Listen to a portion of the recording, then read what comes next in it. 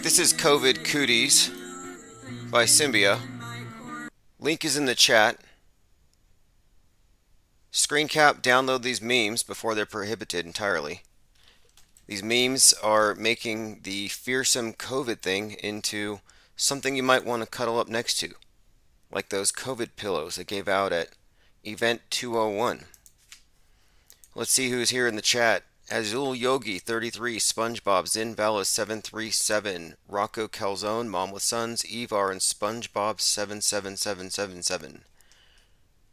Alright, so let's go ahead and check that notifications went out. Yep, notifications are out. Text messages should be going out any moment now, so there should be an influx of people.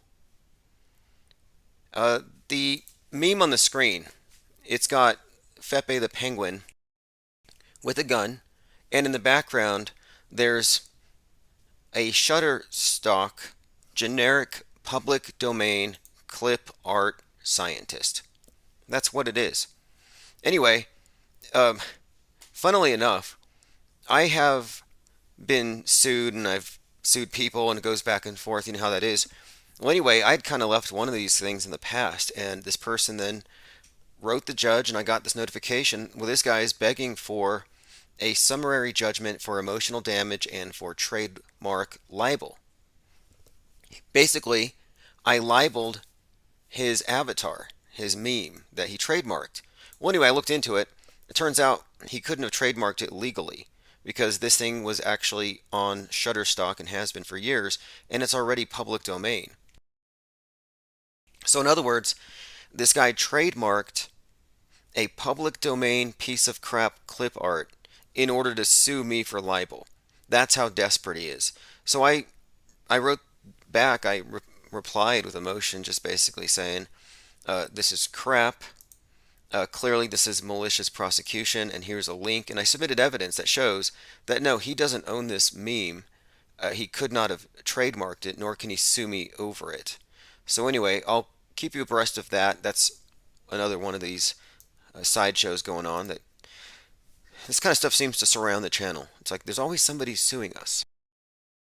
But anyway, yeah, the guy doesn't own the trademarks that he trademarked. So I looked into it, and I actually put this in my motion here that if the USPTO decides to investigate, which I believe they will, with even a slight nudge from this judge, they will take away his trademark, and maybe it will help my case, because I'm suggesting malicious prosecution here would be pretty much demonstrated if it's proven that he only trademarked something to get back at me when it was never his in the first place, which it never was, and it isn't.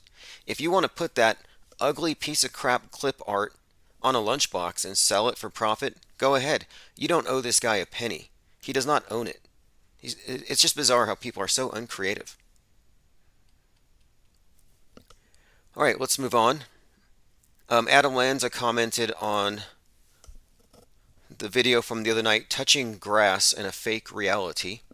And touching grass is just an expression that means you need to get out of your house and get in touch with reality, which, you know, this is something that's really become very clear to me as of late. The fact that we have a fake war going on, we've had fake wars, fake climate change, fake school shootings, fake demics, that should tell you that we are already in a metaverse. What difference does it make if the screen is on an appliance across the room or if it's strapped onto your face? I mean, we do have a simulation that's been superimposed over everything. But anyway, Adam Lanza left me a comment. He said, weird, his name says Adam Lanza, but the avatar is clearly David Hogg. Why do people always mix those two up? He says, ha ha ha, after looking up the Urban Dictionary definition of Mandoozle, the Eric Dubé joke was way funnier.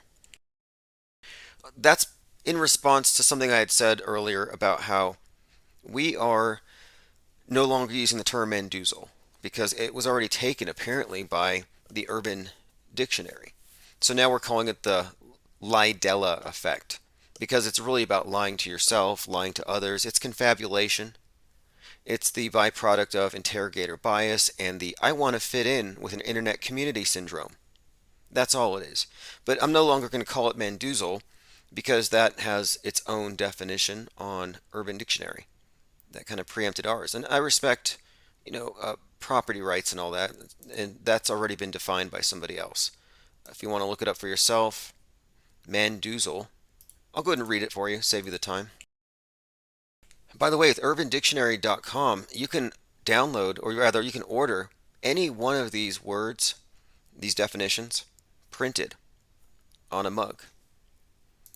Okay, so Mandoozle, getting tricked by a, it's not really PC, but the definition, or the example here is, my trip to Thailand really took a turn for the worse after I was mandoozled. And you can get a Mandoozle mug. It means being, I don't know if tricked, yes, it says tricked, but yeah, you get it. Like that movie Hangover. But anyway, yeah, we can no longer call Mandela affected Mandoozled. So, no, we're calling them Lidella promulgators.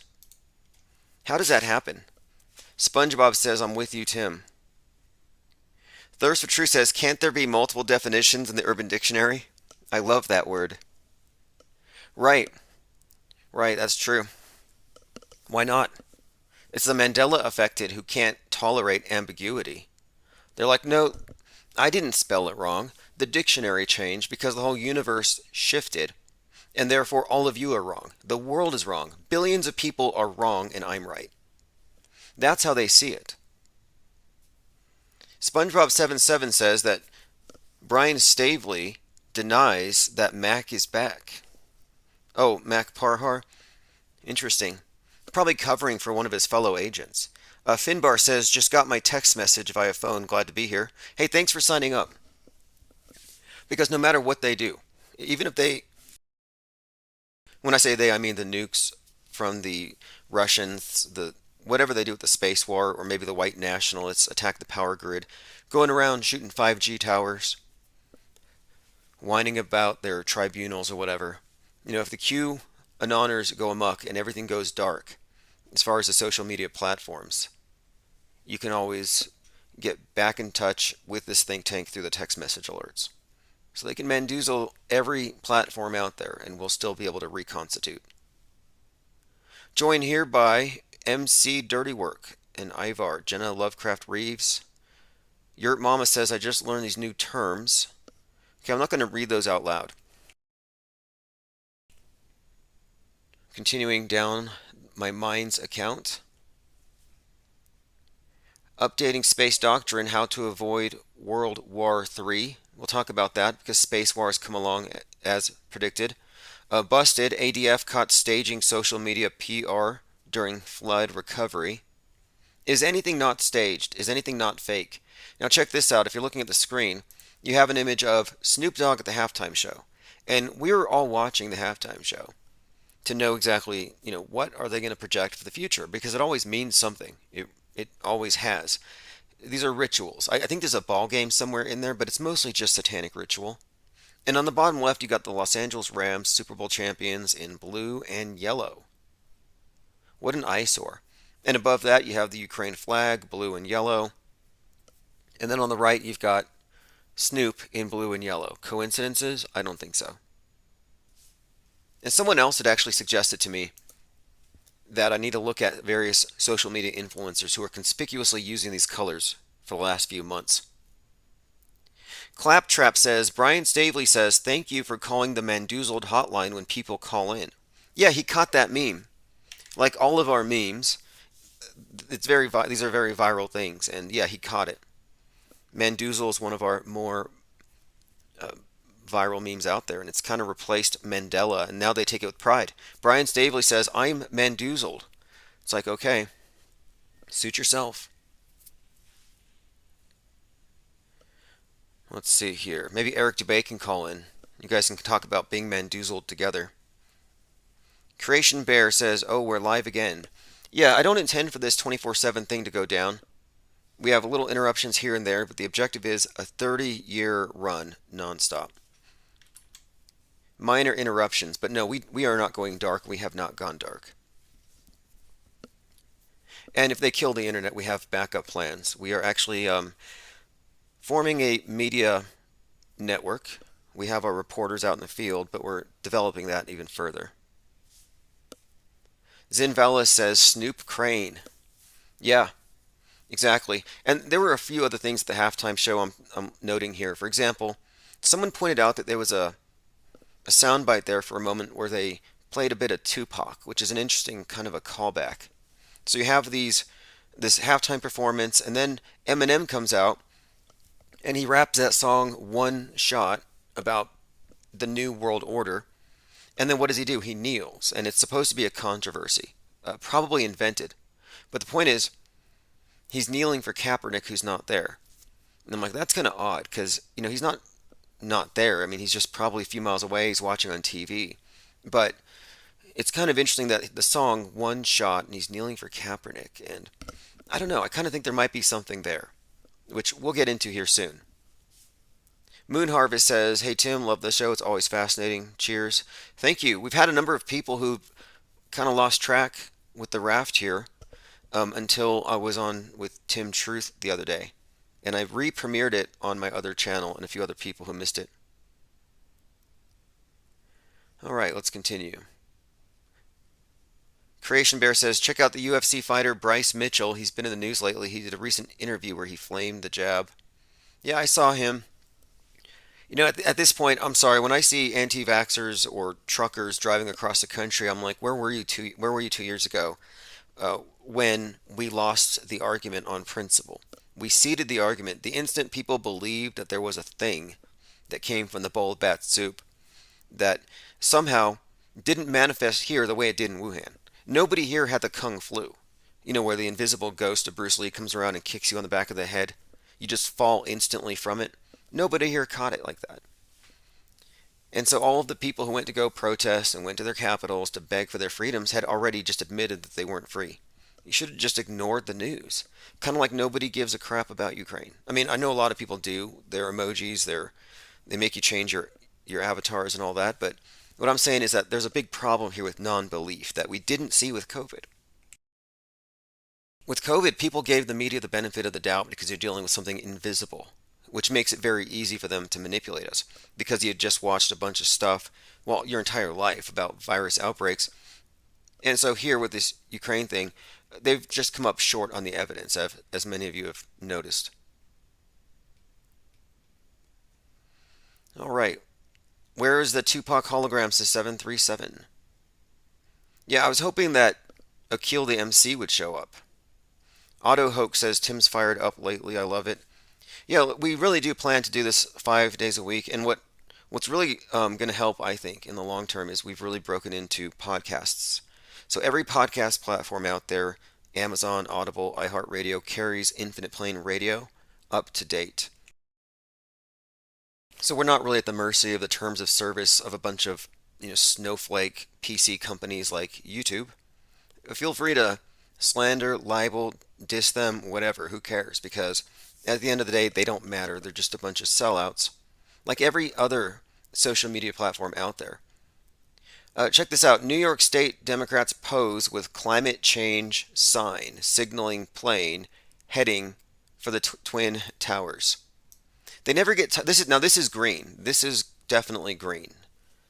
They're recycling a psyop. I mean, they're constantly recycling crisis actors, but here they are recycling 9/11. How can we repackage this fake staged event? Oh, we'll just write our newest fake threat on the fake CGI plane graphic here. But look what they've done. They wrote climate change on a plane, and it's heading towards the Twin Towers. And it says, "Wake up, America. We're too late." You see, this is ridiculous because why don't they just show us where the oceans have gone up a few inches? Just show us. They can't.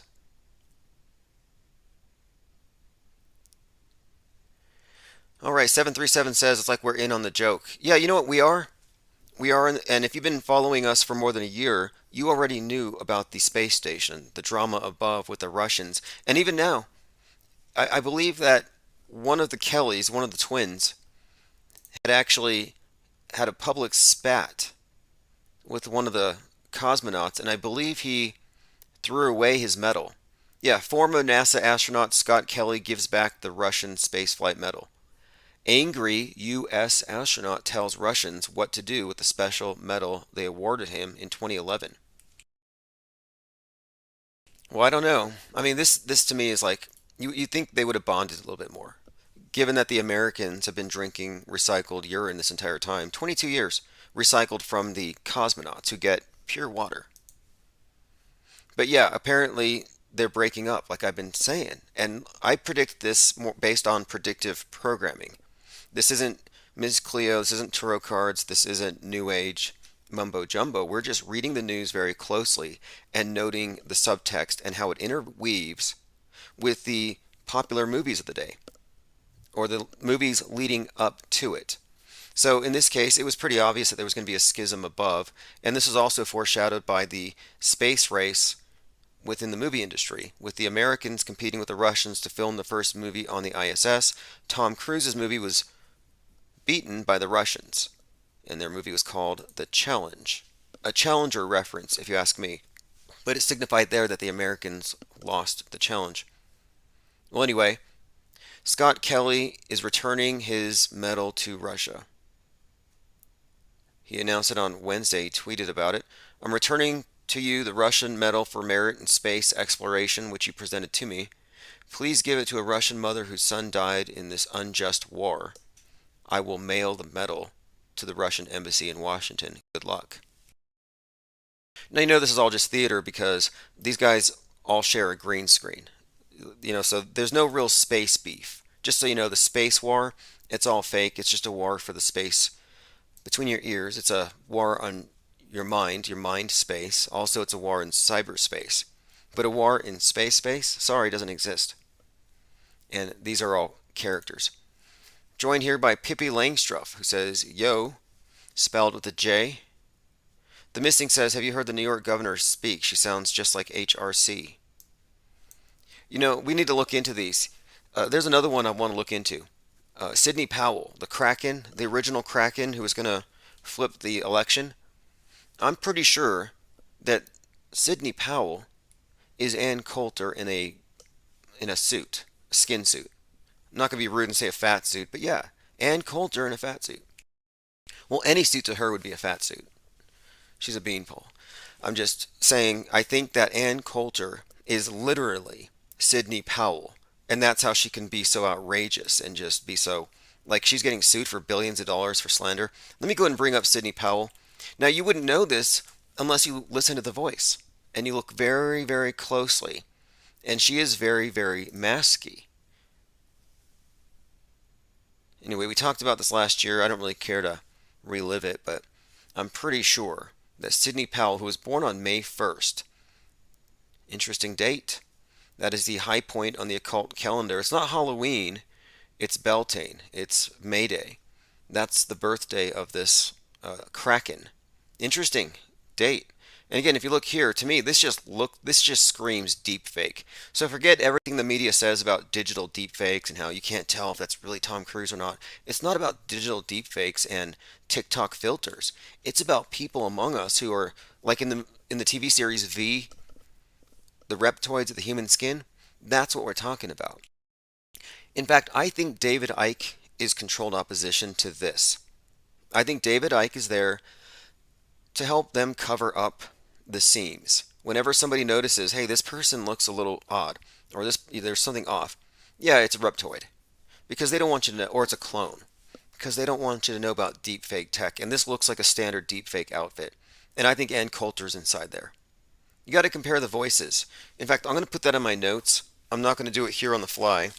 But I am working on a series of 10-minute videos for TikTok and Twitter and a few others, just kind of short form videos that I'll start producing here shortly, and I'm making a list. So if you have any suggestions that you would, anything, any topic that I cover here that you want me to go into detail on in a 10-minute breakdown, just email me, contact me, post it in chat. I'll get it because I am in that business of producing, concise Metascript breakdowns. That's what we want to do here. This isn't alternative media. Alternative media is actually controlled opposition. It's all part of the world stage. What we're doing is a post-world stage critique, and you won't find it anywhere else. No one else can go this far. They see the edge, and they run back. And even the flat earth topic generally doesn't go far enough because a lot of people who believe the earth is flat are still constrained by we'll just say the cult that runs the world and its different heads. It's a hydra. And I kind of think that all the religions are pretty much controlled by the same people who control the media. All right, let's continue here. Claptrap says Waynell Sexton could have her own calendar with all of her appearances. Has anybody thought about doing this? A crisis actor calendar? Interesting idea. And yeah, Waynell's been in what, five or six or more. And there's another person too. There was someone last year. I believe he was an anti-vaxxer. He was a soldier. He was a cop, and I believe he was also a dead. I think he died of COVID. Like anyway, there were a few people who got multiple gigs last year. It's been a good couple of years for crisis actors. And those of us who aren't crisis actors but who are nonetheless drafted onto the world stage and we had to put on the little costume on our face, we got paid too, didn't we? Little stimmy checks. Joined by Crater Earth USA, who you can listen to at the Conspiratainment Radio Network. In the mornings, live Monday, Wednesday, and Friday, but I also have replays on the in-between days at the same time. So you can wake up to Crater Earth USA every day. We're joined by the Missing We. Sleepy Random says they're fighting over petrified wood in the sky. I know, I saw that they were opening up a small sliver of moon rock, small chunk of moon rock, and I was going to say, I hope they're wearing gloves. You don't want to catch a splinter. Because you know, and this is just a fact, another one of these four-lettered F words they're trying to ban, along with fake and flat. It is a fact that the moon rocks presented to the government of Holland were made of wood, petrified wood. So if you're a true believer in the moon landings, you're the conspiracy theorist. But moreover, if you truly believe in the moon landings, you must therefore admit that the moon is made of wood to you. What's more ridiculous, moon made of cheese or a moon made of wood? I think they're in the same camp. And I don't buy either. I don't think they went to the moon. I don't think there's any evidence for it. In that movie that they showed you, that's not evidence. But anyway, they're fighting over it now, and there's going to be a moon base. Commies are building a moon base together, as I predicted. And I say the word predicted loosely. We extrapolated from the available information. We kind of guessed, not guessed, but you know how you're reading a book and it's just formulaic, like every Dan Brown novel. You know by this chapter who's going to make out with who's going to be at the resolution. You know the ending. We're able to guess the endings of these things long in advance. Claptrap says Sidney Powell dresses Klaus Schwab. Yeah, I would say so. Sidney Powell and Klaus Schwab would make a great couple. And they do look like they're both dressed like just basically evil villains. But yeah, Sidney Powell was the first Kraken. And after she gave up trying to flip the election, she passed the baton to Mike Lindell, who said, "Hello, I'm a crackhead. I mean, former crackhead. Now I just sell pillows." So you have the Kraken to the crackhead. And then Hunter Biden's laptop was going to break the election because of his crack pipes. And I'm like, they just couldn't stop with this crack thing. We couldn't figure out where is it leading. They even said the ISS was cracked. Everywhere we looked, there was schism. There was a split. There was a split throughout society. And the reference to the Kraken that was going to break the election, release the Kraken, it was a meme that has been forced onto us for the last couple of years. And I was like, where is this leading? What is this Kraken thing? Anyway, long story short, Pluto returns on 2/22/2022, which puts Pluto at 27 degrees Capricorn.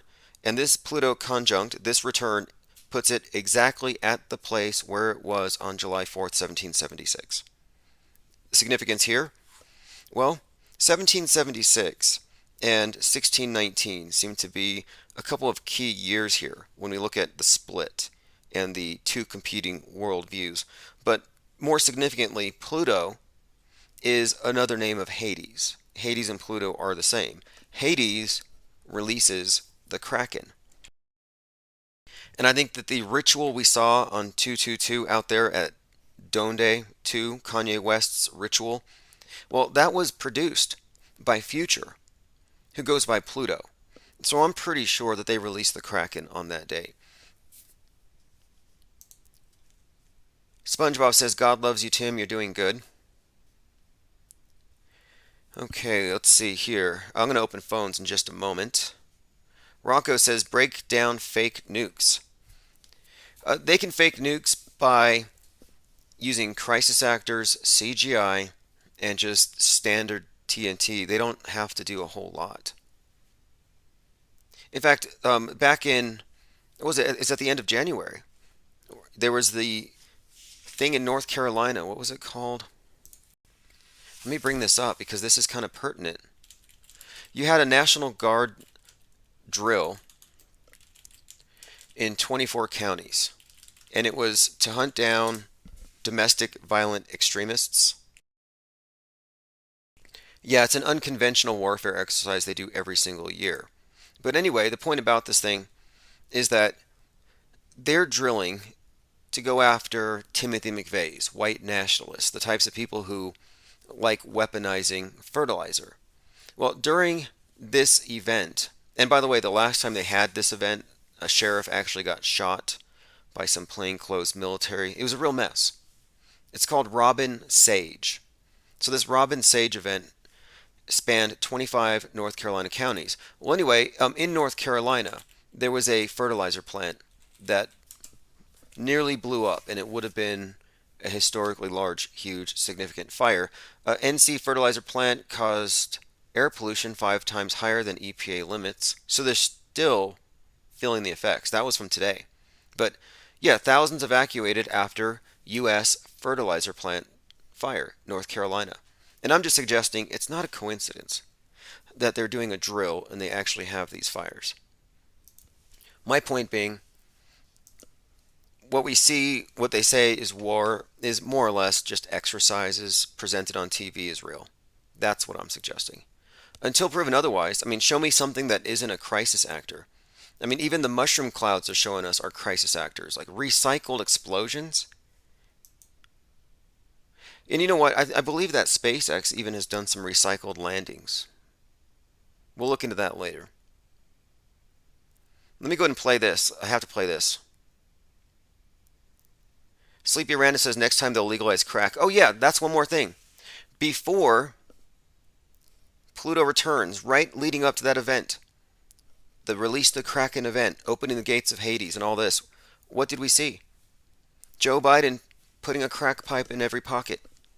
The commies' dream of a chicken in every pocket, now it's a crack pipe in every pocket. Yep. Why would they do that? I'm suggesting that they're doing it because it's part of this forced meme. They're painting up the zeitgeist. Let me go ahead and play this. This is a video of Bill Hicks explaining how the power of Lucifer turned him into Alex Jones. Again, this is...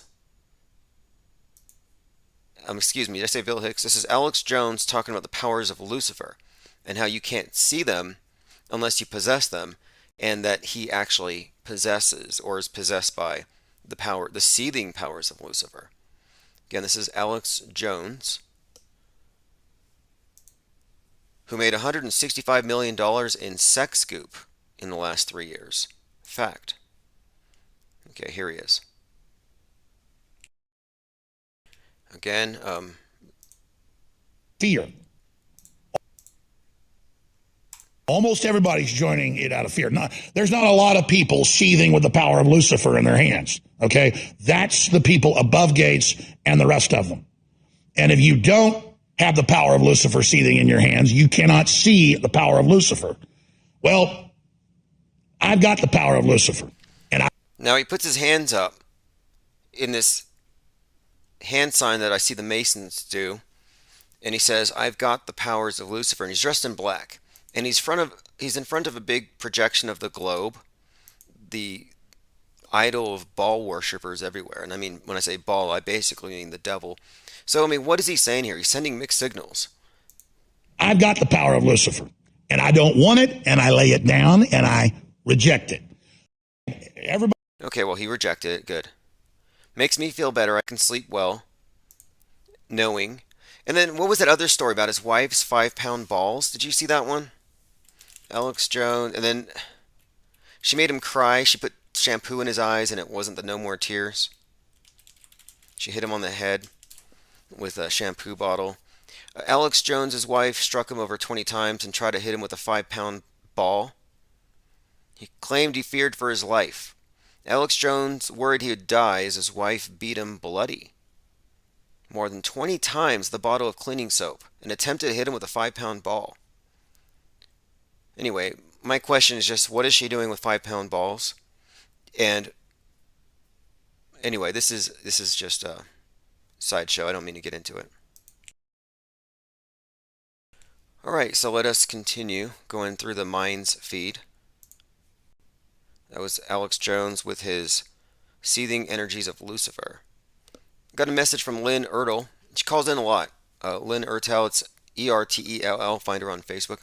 She said, I wish we could hear more from Joe Atwill on the pathology rampant amongst this latest crop of Bible thumpers and perfect Christian patriots. The Vanguard, and she's talking about the QAnoners. Now, this is an interesting point she's bringing up here. The vanguard of the entire Trump operation with MAGA and Q. Because she's referring to Joseph Atwill, who wrote the book Caesar's Messiah, about this psyop to create a savior in order to consolidate the popular opinion around a leader. And we've been talking basically about prophecies being backdated, people being turned into gods. And what we're looking at with the Trump phenomenon is a neo-Christian cult with the Kennedys as the bloodline of Christ, awaiting the second coming, the return of JFK. And this is a real cult. This is something the media has tried to minimize, but they had to address it eventually. But anyway, someone like Joseph Atwill could probably have a field day deconstructing it. And I've said from the beginning, Great Awakening, sealed indictments to be unsealed, judgment. Then, of course, you have the deep state and the white hats. It's like, well, this all sounds like Revelations. This all sounds like they're rebranding Christianity. And when they brought out that JFK is actually the second coming of Christ, it sounds crazy, but this is what they believe. And they believe that the deep state decided we can't have JFK running around, Jesus Christ, Jesus F. Christ running around. They shoot him in the head. He survives, and when he comes back to tell us, the world is going to worship him.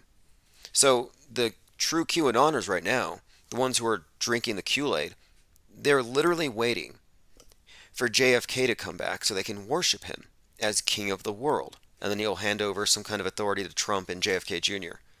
Now, if that's not weird enough, they take it from Revelations, I believe it's 13, where the Antichrist is shot in the head. And then he comes back and the world falls to its knees. Well, they're saying that JFK is the Antichrist and the Antichrist is Christ. So you literally have a neo-Christian cult, a doomsday cult, with their tribunals, their tribunal fantasy, waiting for this resurrected Sun King who was ritually killed in 63. It's really bizarre, but they want the Antichrist.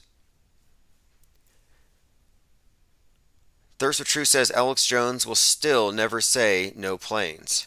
Alex Jones is also a moon landing conspiracy theorist. I'm surprised he's not a climate change conspiracy theorist. Yeah, he believes that man landed on the moon. Can you believe it?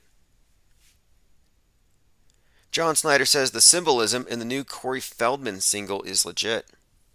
Okay, I'm glad he's still doing stuff. I saw him on Cameo.com and I'm like, isn't that where these celebrities go to die? Milk a few dollars out of their persona. But no, that's cool. I'll check it out. Portal Complex says Bill Hicks is pushing nukes so he can sell more iodine. Yeah, do you remember Fukushima 311? The other 311. Now, let's take note of this really quick because we're a couple days away from the second hoax anniversary of 311, which was the 9/11 of this present era. But 311 20, let me see, is Fukushima. So COVID wasn't the first one. And there is something of a comparison here when you look at the ground zero and the idea that it starts off small and then it spreads, a chain reaction. Anyway, so on 3/11/2011 or 3/11/11, you have the Fukushima nuclear disaster. And at this time, I was listening to Alex Jones and I believed the news. And he was selling iodine because he said, oh, the fallout's going to come across the Pacific. And if you take a bunch of this iodine, it'll protect you. So he's selling iodine as a preventative thing. And then speaking of the Kraken, Ann Coulter, she came out and she said radiation is good for you. Let me bring this up. Just kind of a little side note here. Yes, Ann Coulter said, go Fukushima yourself. And yes, she said radiation is good for you. Conservative maverick Ann Coulter has poured scorn on fears, saying radiation is good for you. Anyway, I remember this incident because Alex Jones was pushing iodine. He said, you got to boof the iodine, you got to boof, like just like today it's ivermectin. They all have their cures, these partisan cures for these partisan psyops. And it's like, oh, their cure will kill me. And then the other side says, no, their cure is going to kill us. And it's like, what? So one side thinks the vax is salvation and the immune system by itself is not sufficient. And the other side thinks, no, the vax will kill you. And it's like, wait, how can you have these psyops be so perfectly partisan left and right? That's why I don't buy into them. And it seems like it's just a money-making racket. And you definitely do have Alex Jones hawking iodine again. It's usually run for the hills, get your MREs, go off the grid. Does anybody ever actually go off the grid, by the way? Not really. And there's a name for that. It's called the Bubba effect. If you want to look into this, it helps explain a lot of conspiracy theory culture today and why a lot of it strays from pure media analysis and it goes into what are we going to do about it? Are we going to run for the hills?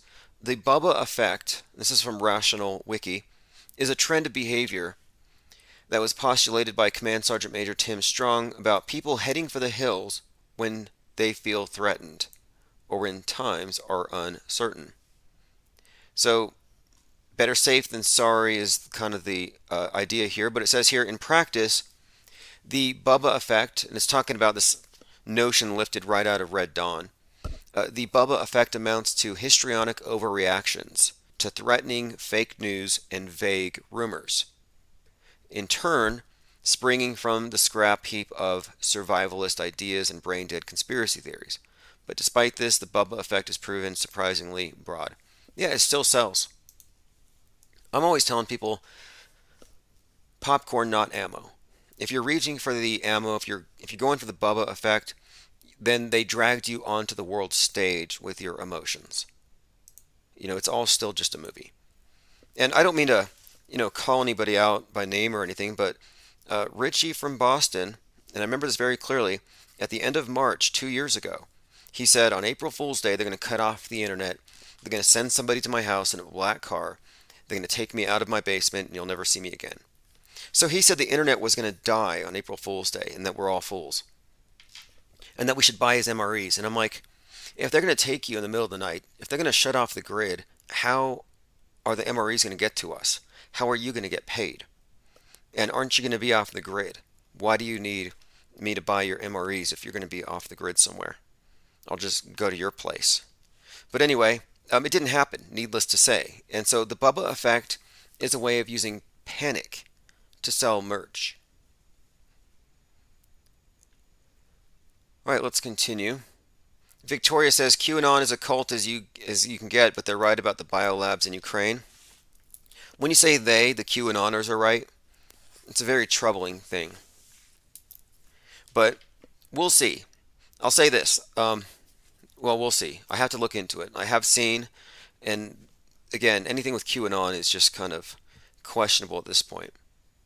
The story with Q isn't new. It didn't just show up with a bunch of Trumpers hanging out. The storyline, the plot that involves the Kennedys, and it involves death faking and this war on the deep state, this is a story that is decades old. I mean, it's been written into this meta script, and that's what's so fascinating about it, and that's why it's unignorable. Yes, Fukushima was a 311. It was 31111 if you didn't know. All right, going down the comments, make sure I haven't missed anything. Linda Curtis says, save yourself from big government, but save your libido, Alex.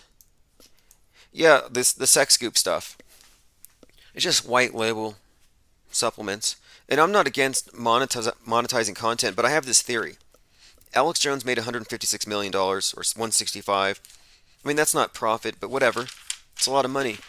But I'm kind of thinking here that one of the reasons why he pushes that in particular is he's trying to alienate uh, cis females. That they're trying to keep fringe, controlled opposition, fringe. They want to make it unpalatable.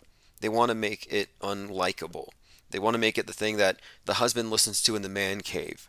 So I kind of think that Alex Jones pushes a bunch of products that are, again, and the commercials too. I think the commercials are a big part of it as well. It's about creating this idea that conspiracy culture is all a bunch of bubbas ready to run for the hills and go after the government and burn 5G towers. And it's all just a misrepresentation. And by the way, Alex Jones backtracked on Sandy Hook, and he believes the true story of the official story of Sandy Hook, the fairy tale. Now you'll say, well, maybe he didn't want to get sued. Well, what is the big deal there? Can he not afford it? Rocco says there was a Sandy Hook Alex Jones hit piece on NPR today. Just the psyop it keeps on giving, and many of their actors have gone on for bigger and better things, like Gabby Petito. She went from a post-Sandy Hook music video to the back of Brian Landry's van to that field. I mean, all obviously story. Gabby Petito, 22. She was a personification of Virgo, representing Persephone being taken into Hades. They discovered her on the equinox.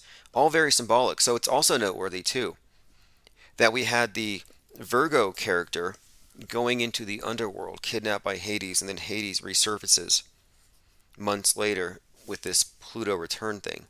There's a continuity here between these various psyops. My favorite part of the Gabby Petito thing was when Marjorie Taylor Greene put on those black shades and went out hunting for Gabby's body. And I think she only found like a Monster energy drink can.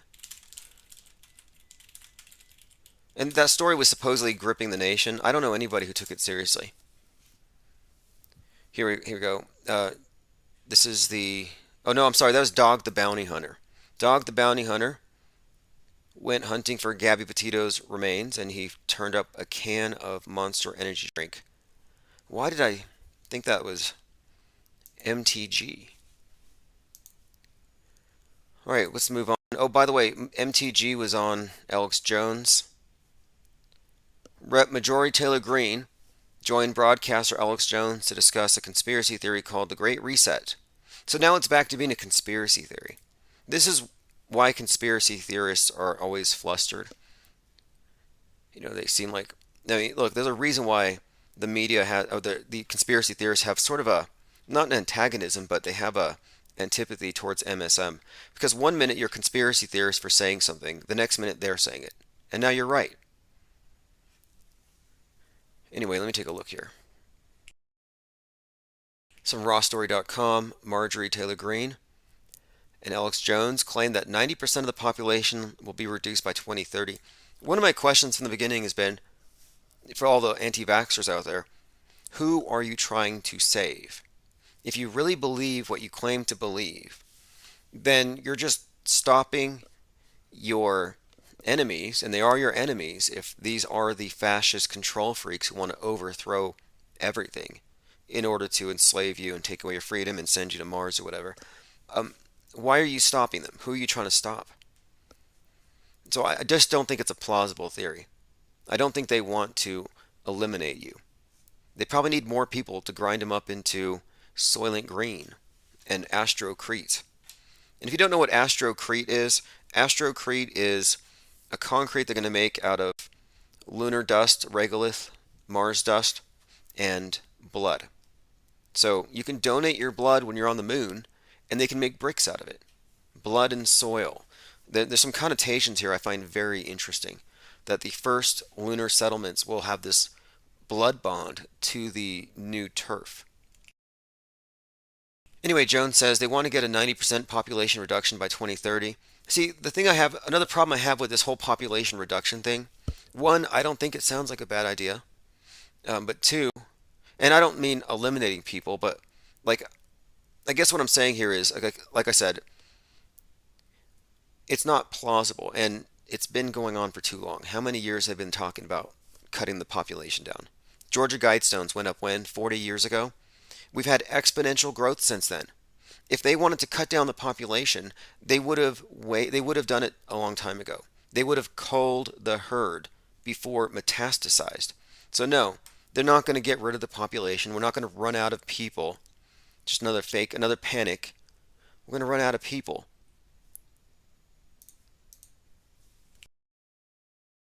Maxwell Cooper says Q is currently being sued by Tim, so anything coming out of that community is a spinoff. Yeah, it'll be interesting to see what happens with the Q story once that gets out. Yeah, it is true that Q has been exposed as a friend of the Trump family, as in buddies with Don and Ivanka, first name basis. This is a big deal, and there's been a media blackout on it, but it's going to get out here very soon. Let's see here. Anything else? Former astronaut Katie Coleman on Russia threatening to pull out of the space station. Yeah, this is pretty much the news. It's like Scott Kelly on Twitter called the head of the Russian space agency a child, and the head of the Roscosmos blocked him on Twitter. He said, he's a moron who will be the death of the ISS. And notice how this is commonplace, the death of the ISS, the sky falling. And I've been talking about this for some time, how specifically I started watching Netflix. All these streaming video services, they're all just basically mugging me. It's like every month one of them's going to get me when my Cash App card isn't off. This month it was HBO, last month it was Netflix.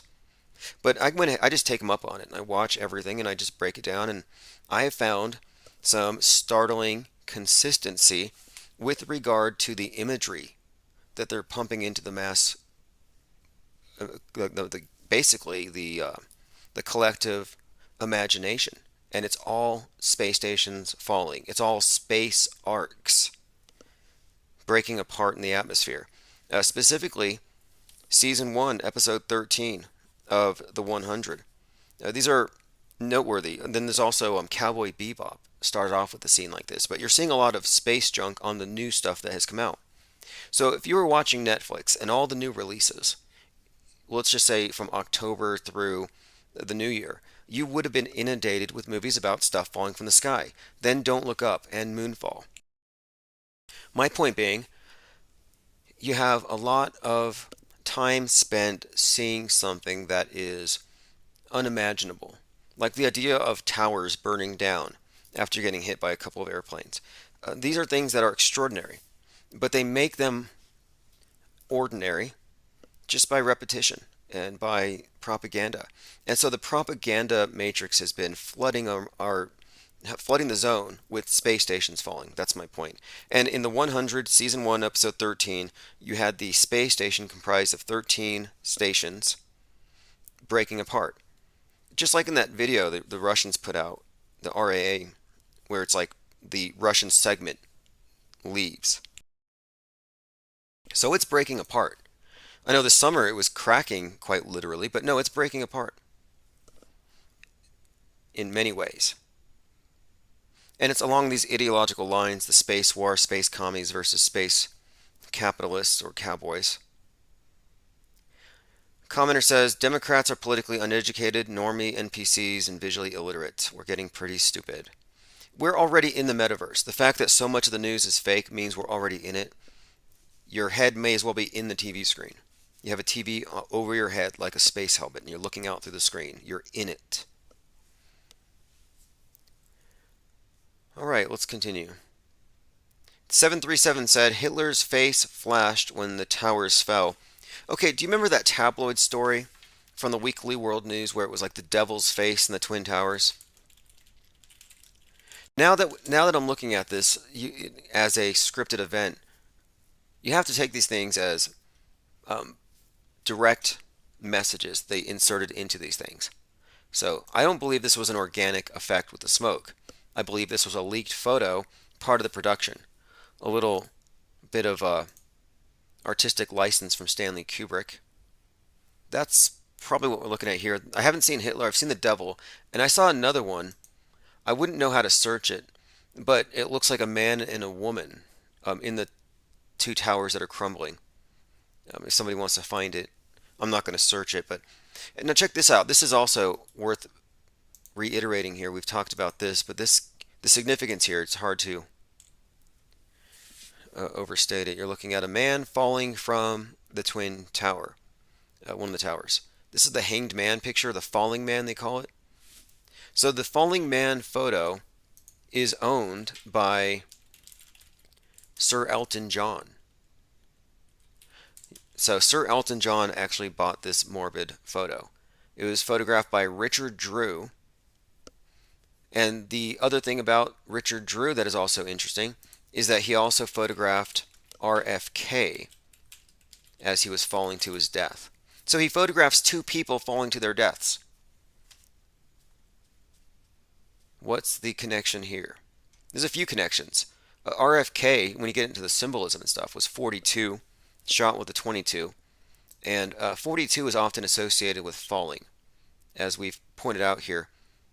I would also say there's something significant about the way that his leg is crossed, which we could probably get into. But my point is, this is just another, the photographer constitutes another Kennedy 9/11 connection. And this is one of the common themes here. These nods, these inside hints that there's a Kubrick production at work here. But no, I haven't seen Hitler's face, but I'll be interested to see it if you want to post it.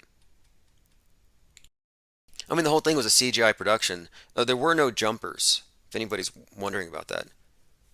That's been explained again and again. How the pneumatic cannons, dummies, Photoshop. There are many other giveaways, but let's see. Diana South says the word Antichrist is not in the book of Revelation. More false teachings by biblically illiterate. Okay, interesting. Well, when it comes to the Antichrist concept, I don't even think it's a truly biblical concept. People really take their license with the Bible. But no, if you ask me, the common story of this bad guy and this Antichrist narrative, the one that storyline has been superimposed onto the world stage today. The mark of the beast stuff.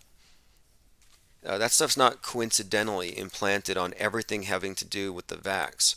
This is all stuff. I think it's just part of the Psy-War. But like, look at AstraZeneca. Look at their logo and tell me you're not looking at a triple six or three sixes. You have this mark of the beast built into this entire psyop. And of course, I think this is part of the polarization, the schism, and the split. This dialectic they've created between the needle and the bullet. Or the needle, like you had guns versus needles, right wing versus left. The pro-gun side is anti-vax. The pro-mandatory vax side is anti-gun. It all has to do with one's relationship to power, to government. And when it comes down to it, borders. Your skin being a border. Not a coincidence that the pro-gun that believes in defending their own property believes in national boundaries. And they believe in their own immune system. Whereas the anti-gun, pro-vax or pro-mandatory vaxxers, they're open borders. Open borders, open skin. And they also believe that the government has the immune system, not the self. So it's not about self-defense. The government defends you. Not just with guns, but with the injectable immune system. It's just a perfectly polarized split. So I never really bought it as, oh, they're going to make everybody carry the mark of the beast or whatever. They said that about the driver's license. They said that about the Social Security card. And by all definitions, I think that if there is such a thing, we've already pretty much been sold out to it. I mean, I would say that the TV is an altar to Satan in many ways, or whoever runs this world. The black monolith, the black screen. Maxwell Cooper says the beast of the sea is the Antichrist, so is the Kraken. Fascinating. Fenris Unchained says icebergs, krakens both sink ships. See, the Kraken could be a metaphor. It could be a metaphor perhaps for collectivism, for world communism, for this mass awakening, the overthrowing of something. It could just be a metaphor for this rousing of a leviathan. It doesn't have to be a big squid, although that would be believed by the masses. And they kind of have set the stage if you look into the overlapping stories of the spacecraft cemetery, where they drop all their used satellites. All their spent satellites get dropped at Point Nemo. That happens to be the place where the giant kraken squid-headed god Cthulhu is resting, according to H.P. Lovecraft. So there is this area in the ocean, this remote place associated with falling objects from the sky, also associated with the slumbering but soon to awaken thing that fits all the definition of a kraken. John Snyder said, I saw a new Lincoln Kennedy connection. 10 days before he was shot, he was in Monroe, Maryland. And 10 days before JFK got offed, he was in Maryland, Monroe. Yeah, there are a number of those. Some of them may be urban myths, I don't know, but the dates line up. Another one, Kennedy gets his blood splattered on a Ford Lincoln. Lincoln gets his blood splattered in a Ford theater. Lots of interesting connections between these two, and we'll probably get into those.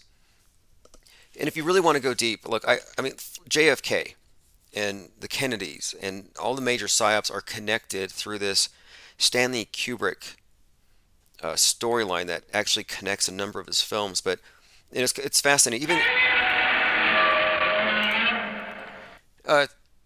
thanks someone. We appreciate the support. And yeah, that was Godzilla. Speaking of Kraken-like things, and the Godzilla sound effect is basically represents the infinite plane society and what happens once we get past all of the hurdles placed there by government operatives.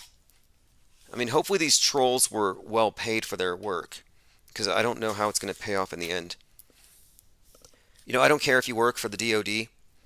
If you purchased 40 plus domains in order to steal traffic from someone, you can't get away from that. I mean, that's a property crime in progress.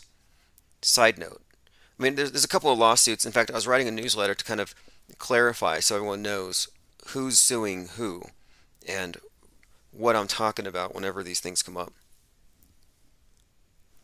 Oh, anyway, JFK. J is 10, F is 6, K is 11. So that's kind of interesting. If you flip it, you do get 9/11/01. And another one, this is kind of interesting too, because you consider all these various events to be 9/11. It's not just 9/11. There are many events that connect to 9/11 symbolically.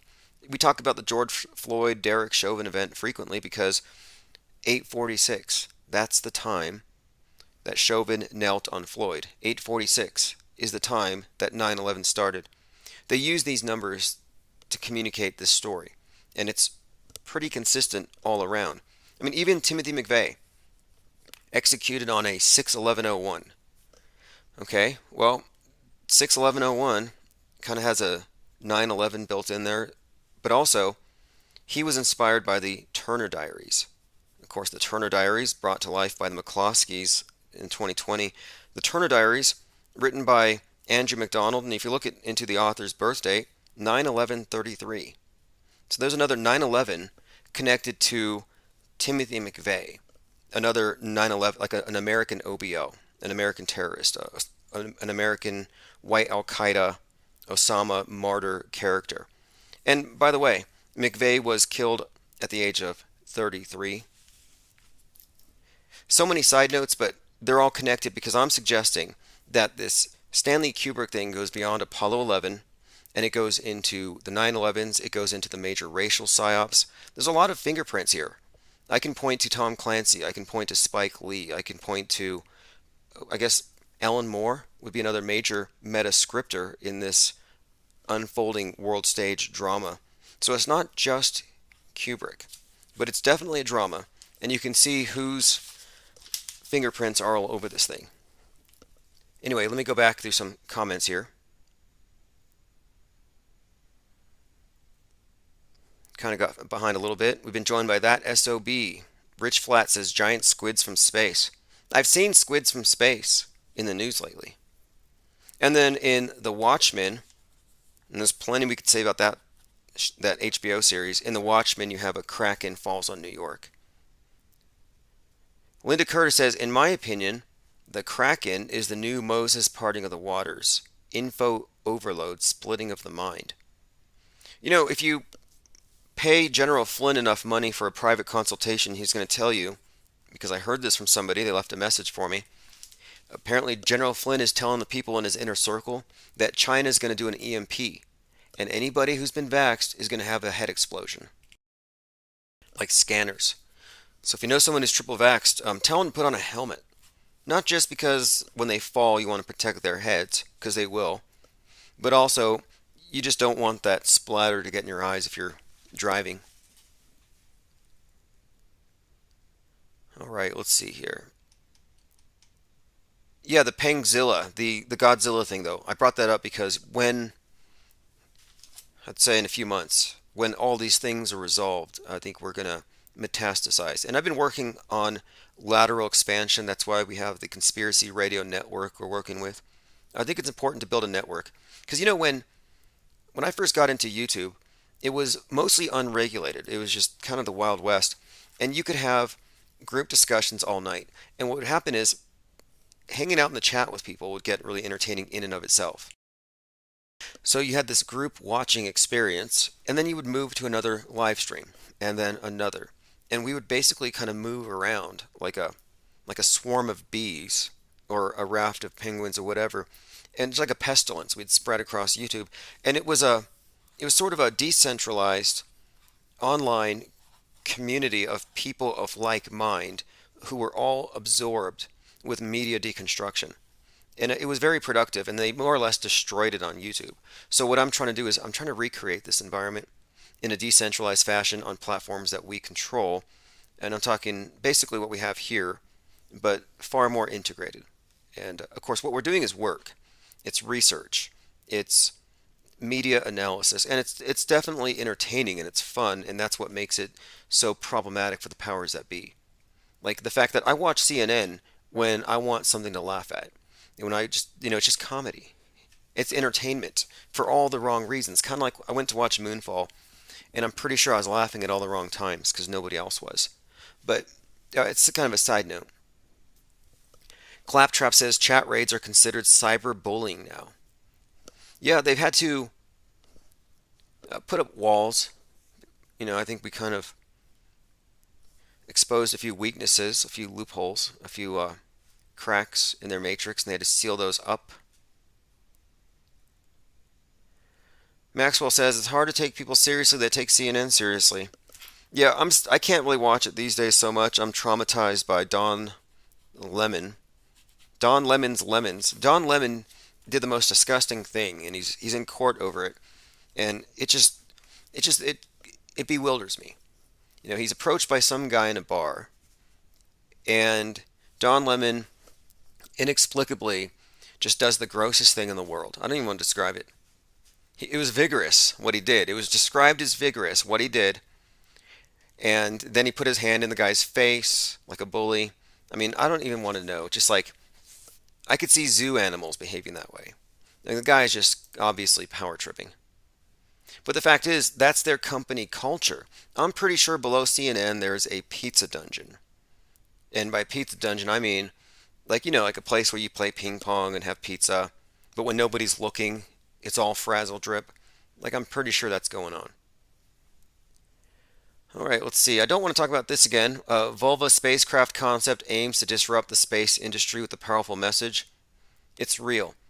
It's as real as anything else that they send into space. So, you know what that means. The accelerated advancement of space tourism, together with the expansion of the space industry in multiple areas around the world, is leading to all types of innovation in terms of technology, science, and design. And this is not even the Babylon Bee. But it's kind of strange how, like a broken clock, right, twice a day. Sometimes the media or sometimes people who are absorbed in it, who are on the world stage, total blue pillars, sometimes they see things as they are. It's rare. NASA will be opening a pristine 50-year-old lunar sample. Again, if you find a piece of moon rock, you're just going to have to drop it off somewhere and just call the police and let them know where it is, because NASA will show up with a SWAT team. They will drag you out of your house, they will rough you up, and they will take it from you because they don't want people to know. Because if you look through a microscope at a moon rock, you will find out that, yeah, it's just wood. Claptrap said, did he grab the guy like Trump's pickup line? Yeah, pretty much. Pretty much. Whatever he did, it was just bizarre. And I'm just saying, like, um, it just conflicts with his nice guy persona on TV. But we called it out way in advance. You know, I had postulated, and we put this into an episode of South Pole, that Governor Cuomo was selling his brother Andrew to the Minister of Unhealth, Maggie the Block, you know, the big Jabba the Hutt character, that he was selling his brother to Maggie the Block for higher death tolls so he could have more power in the big rotten apple. And that was just a storyline, kind of a guess, and I'm pretty sure that's exactly what was happening. What was with all the ministries of untruth? Have you seen such a collection? Like this was like Addams Family stuff. Let me bring this one up. Maggie the Block. And these names. This is a world stage name. The Block. That's like a World Wrestling Federation name. Some really big guy calling the Block. And I'm like 99% sure that this is a costume. It's like Ann Coulter in a Sidney Powell costume in a Maggie the Block. This is layers. This is a fat suit over a fat suit. And this person is telling us to regulate our intimate behaviors, to wear masks in bed, to wear masks when we shower. This is your health authority. Looks like a South Pole character. Yeah, absolutely. All right, let me go ahead and go to my voicemails. Again, the number is 833-311-1984. Again, 311, second anniversary, second hoax anniversary of the pandemic is on Friday. 311. Again, 311 also scarred by Fukushima, so maybe. And also, one other thing. Last year, I said watch the skies on 311, and NASA dropped the biggest piece of space junk in space history when they dropped, it was like 3 tons of batteries into the ocean on 311 last year. And I noticed that these things tend to run on cycles. Jordan says it looks fat suity. Linda says, pretty funny, rockets that look like a phallus go to the moon and bring back wood. Yeah, I don't know what it is about the wooden moon rocks, but to me it's like, if you're going to believe they landed on the moon, you have to stick with that. You have to stick with the evidence. Like, I'm not stuck with that. I'm not saddled with a silly conspiracy theory about astronauts on the moon. I don't have to kowtow to that BS story that people accept on faith. But if you are one of these persons, thoroughly gaslit, cognitively dissonant, bullshit, if you have been bullshitted to the point where you believe this, then you explain the wooden moon rocks. Not my problem. You believe the moon is made out of wood. What a joke. If you believe in the moon landings, you're a wooden mooner. I'd rather be a flat earther than a wooden mooner. Okay, I have a voicemail here. Hi, I would like to listen to Dark Matter Digital Network again. It's been a while. And for some reason, I cannot get it to play and look. Yeah, let me clarify on that. I was program manager for the Dark Matter Digital Network, but it's presently down until probably April. They're reconstituting, they're getting some new hosts. So it's in the dark. Dark Matter is in the dark at the moment. Regrettably, it's not up to me.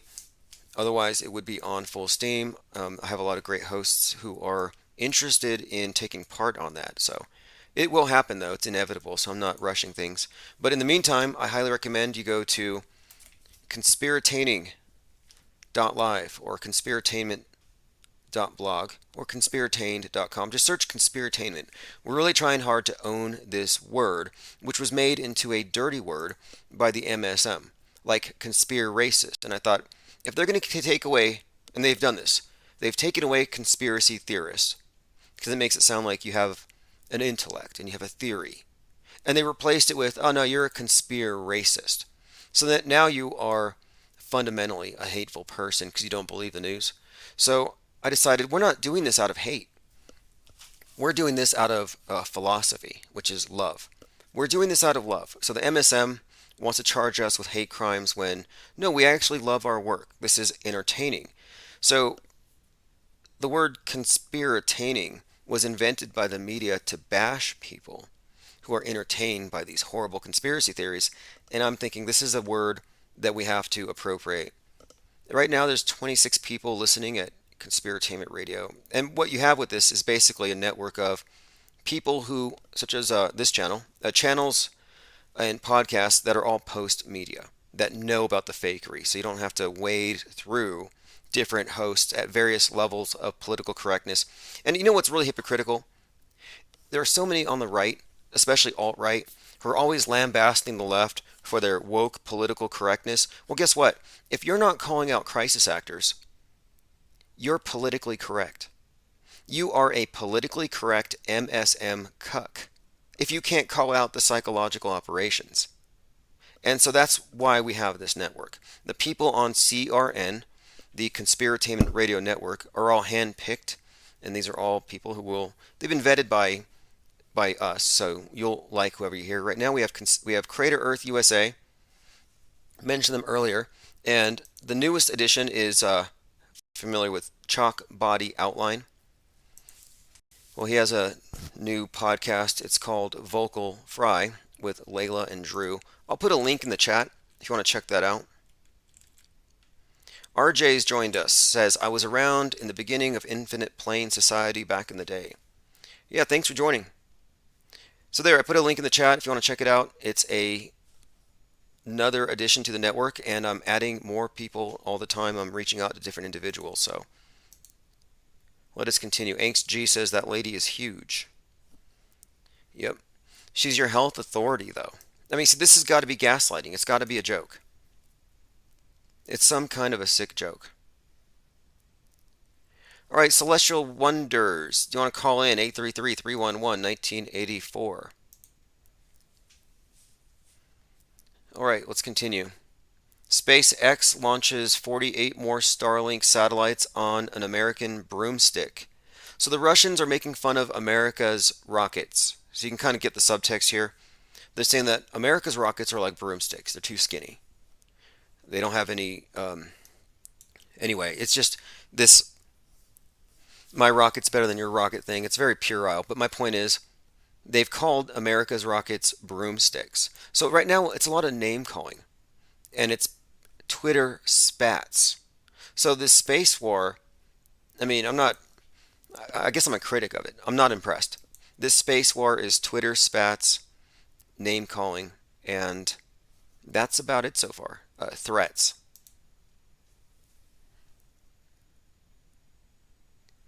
All right, let's see what else we have here. Sleepy Random says glowy in a fat suit. It may not be a suit, but the point is they're putting individuals in front of you, I think, to shock your sensibilities. I mean, would you get a tattoo from somebody with no tattoos? Would you eat something from a cook who wouldn't eat his own cooking? It's like, why would you listen to any of these health ministers? They look newly resurrected dead. They look like Cenobites. You know, from the Hellraiser series. Infinite Plane Radio. Hey, what's up, caller? Can you hear me okay? How's it going, Tim? Pretty good. Just marveling at the fakery today. Is anything real anymore from your perspective? Dude, I know, you know what's real is my wife passed away on February 1st, 2022, 37 days ago. She was 53 years old. She got a blood clot that led to a heart attack. She was not vaccinated, but she took and worked with people to get them vaccinated every day. Unfortunately, to her job, even though she was against it, she had to take these. She worked with handicapped people that were disabled. Sorry to hear that. And you're saying she did not take it? She was not vaccinated. Right. But I think she ended up, the day before she passed, the first week she was sick as a dog, right? The week before she passed. She had the flu. They tested her weekly. She said that they said she didn't have COVID or whatever, coronavirus. And Then the second week, excuse me, when she was getting ready to go back to work, she was taking a shower the weekend before. And she's like, honey, come check this out. And I looked at her back, and I said, baby, that looks like shingles on your back, right? And so Well, hey, I'm like, make look, an I hate to appointment. cut you off here, but I gotta say Yeah, this really yeah. quick here. I gotta say this really quick here.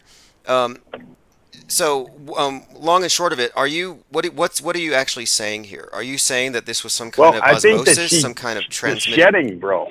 See, because this I is the think that the shedding look. is real, bro. Okay, okay. Yeah, Well, I'm sorry for your loss. I personally don't believe this yeah, shedding thing, but if it is true, right, I haven't seen any evidence for it. I don't believe that magnets stick to people, and I think that right. people will. I mean, I can't say in particular, but the idea that an unvaxxed person caught something from a vaxxed person, I'm sorry, that sounds like Alex Right. Jones, MTG level false information. I don't necessarily believe that's Yeah. true. Well, yeah, I didn't think so either. I honestly didn't, but I don't know. They're saying that you can catch it from. Anyway, I don't know, man. This I whole personally, Russian thing. I think it's all a psyop. I really don't believe there's anything, and I don't think there's any causal link between an underheated bowl of bat soup and anything here in America. Everything else is just conjecture and hearsay, and there are so many crisis actors in the field, I see no reason to take any of it as true according to the mainstream narrative. So it's just non sequitur. Sorry for your loss. Appreciate the call. Yeah, man. 833-311-1984. Look, I'm not calling the guy a crisis actor, but I'm calling the guy potentially a crisis actor. I have to guess your intentions. It's just too personal of a thing, and you can't use a personal tragedy as leverage to control a conversation and spread some already debunked BS. Check this out. There was that new 9/11 video, and we have an explanation now for why it was probably not released until just recently. It's this. When the plane was crossing the smoke, there was a CGI glitch. The wing actually disappeared. Total fraud. This is from Texas Patriot at Noble Butts. If you want to follow him on Twitter, Noble Butts. Fraud. Total fraud. The plane is a crude CGI rendering. Here are some screenshots from that video. The image breaks up in the smoke, and no attempt is made to create a realistic plane crash. All of the planes in the videos from 9/11 were crude computer graphics. So the video that was recently released, that was conspicuously 8 minutes and 46 seconds long, shows another view of the plane smashing into the tower that we've all seen, and we've been familiar with it, but it's a longer shot and you hear more public reactions, but you can clearly see the plane has a CGI glitch. Sleepy Random says caller is glowing. Yeah, I'm suggesting glowing. Look, I don't buy it. And you know what? Here's something else too. I didn't even know about crisis actors. I didn't look into the idea that people lie. I mean, in your own life, people lie, they manipulate, they play with your emotions. It's called marketing. It's called relationships. But I didn't know about the crisis actor thing until it was pointed out to me. I think I overheard something, and I started digging in. And at the time, I was working in the death care profession. I worked as a decedent transporter. David says you could have asked him about a different topic. I think he was being disingenuous. It was too much of a setup. I think he was lying, okay? And if I think someone's being disingenuous and they're just putting out flaggable content, no thanks. Because, they can get the channel shut down. This is what glowies do. They'll call in and they'll say, my neighbor got vaxxed and I caught something from him and now my leg is shedding all over the floor and I got black goo dripping out of my bumhole. They'll say this stuff and then you get banned. I'm sorry, but that's just where they are at. It's like, look, there's no black goo, there's no magnetic stuff. Vaxophobia is a massive psyop. It's like right-wing gunnophobia. I get tired of the gunnophobes. And then I see anti-vaxxers playing dead in the streets with big, plastic props that look like big needles so they can play dead. It's like you guys are just as bad as the shooting hoaxers. Sorry. And look, again, glowing means probably an agent. And I'm also saying I don't believe that there's anything in it other than a political schism. And I think I've been vindicated in this. Unless any of you can point out Vaxageddon. Yeah, I'm sorry I said that. Don't shed on me. Look, I think it's ridiculous. I just think it's ridiculous. And I tried my hardest in 2020. Um, I I analyzed all the information. I realized this is all a psyop early on. 2021, I'm like, okay, anti-vaxxers, you've had your fun. Let's go ahead and pack it up. Next psyop is coming. It's going to be space wars. Now it's 2022, and people are still clinging to expired propaganda from a psyop they're no longer really financing. COVID is dead. Shout out to Putin. Diana South says many crisis actors playing COVID. Why don't you call in and tell us? Give us your anecdotal information because I've seen many dancing, twerking nurses. I've seen a lot of empty tents. I've seen simulations. We've seen dummies. We've seen plastic bodies. We've seen really a whole lot of chicanery. So if you want to show us also the death spikes, I mean, you can find examples of this person was driving in their car and they wore the mask too tight. They passed out and they hit a light pole and they died of COVID. This person was shot in the head, died of COVID. So much malfeasance. So you want to be an advocate for the biggest psyop of this generation, this massive power grab, this massive mind f. Yeah, be my guest. Call in and defend the worst performed psyop of all time. None of it was believable. If you believe it, you weren't paying attention. Linda Curtis says stress and fear is the number one killer, always has been. Yeah, when I was in the military, my MOS was 54 Bravo, and one of the things they said about decontamination was sunlight. Sunlight and airflow. So I was like, wow, that's interesting. They're saying lock down in your house, stale air, don't get any sun, and just stare at the TV, absorb the fear porn all day. Like, okay, yeah, that's going to be good for people. And then, of course, you're in close quarters. You're in this really unsanitary, sickly, dark, lockdown environment, experiencing all the psychological trauma they can dish out at you. And then any symptom you get is now COVIDs. It's like everybody has COVIDs all of a sudden. It's like, no, it's weaponized hypochondria. It's a mind virus, always has been. If you want to call right back, caller, I accidentally clicked the red button. See, commenter says Putin is a globalist. Yeah, they all work together behind the scenes. If they didn't work together behind the scenes, they wouldn't be cooperating with the Antarctic Treaty and the space station. They guard you above and below at the perimeters. Infinite Plane Society. Hey, what's up, caller? Can you hear me okay? Okay, give it just one moment here. It looks like, there we go. How you doing? Hey, what's up? How you doing Hey, today? man. Good, good. I just wanted to let you know that I'm not a crisis actor, and I wouldn't lie about my wife passing away. All right. My name is RJ. I've known you for years. Well, I don't know you personally, but I was Okay, around hey, I when we appreciate did the the call flat back. Earth. I just want to ask, do you understand where I'm coming from, though? Why I have to be careful Oh yeah, about... I can understand definitely. Yeah, and I wouldn't say black goo or anything like that, dude. I was just trying to tell you. I was trying to actually relieve some stress from myself by talking to you guys and Cool. Well, hey, getting call some in stuff anytime, and off if you my want to keep chest. talking about it, tell us the rest then. I don't mean to be dismissive like that. However, I had an incident, well, it was a few, back to back, it was in October, where some guy called, and in 3 different targeted phone calls, he said just the right things to get us pulled. So I'm just Yeah, wary. I But wouldn't do but anything like anyway, that, man. I'm sorry for your loss, and if it was what you're suggesting, then it's obviously the biggest crime against humanity of all I time. don't. Yeah, no, I don't know, but all I know is that I was right there with her, and I thank God for that, man. But Why don't you so tell us she about wasn't that? How alone. how did you arrive at the topic of the Earth not being a ball? Well, that okay. That's a funny one. I was searching for a reason why that the space shuttle doesn't come in at a lower speed. Because remember the one that blew up? I think it was in 2012 on reentry. Yeah. It shattered all over the place. So I was looking around trying to find a reason why. I typed in like NASA reentry slower speed, and I actually found the Matt Powell video. This was before journalism and all those people were around. It must have been around 2012. So I found the Matt Powell video where he's wearing the mirrored glasses, and he says, they didn't have technology to get up high enough to see if what we believed for years was true, and if they found out they were wrong, would they tell us?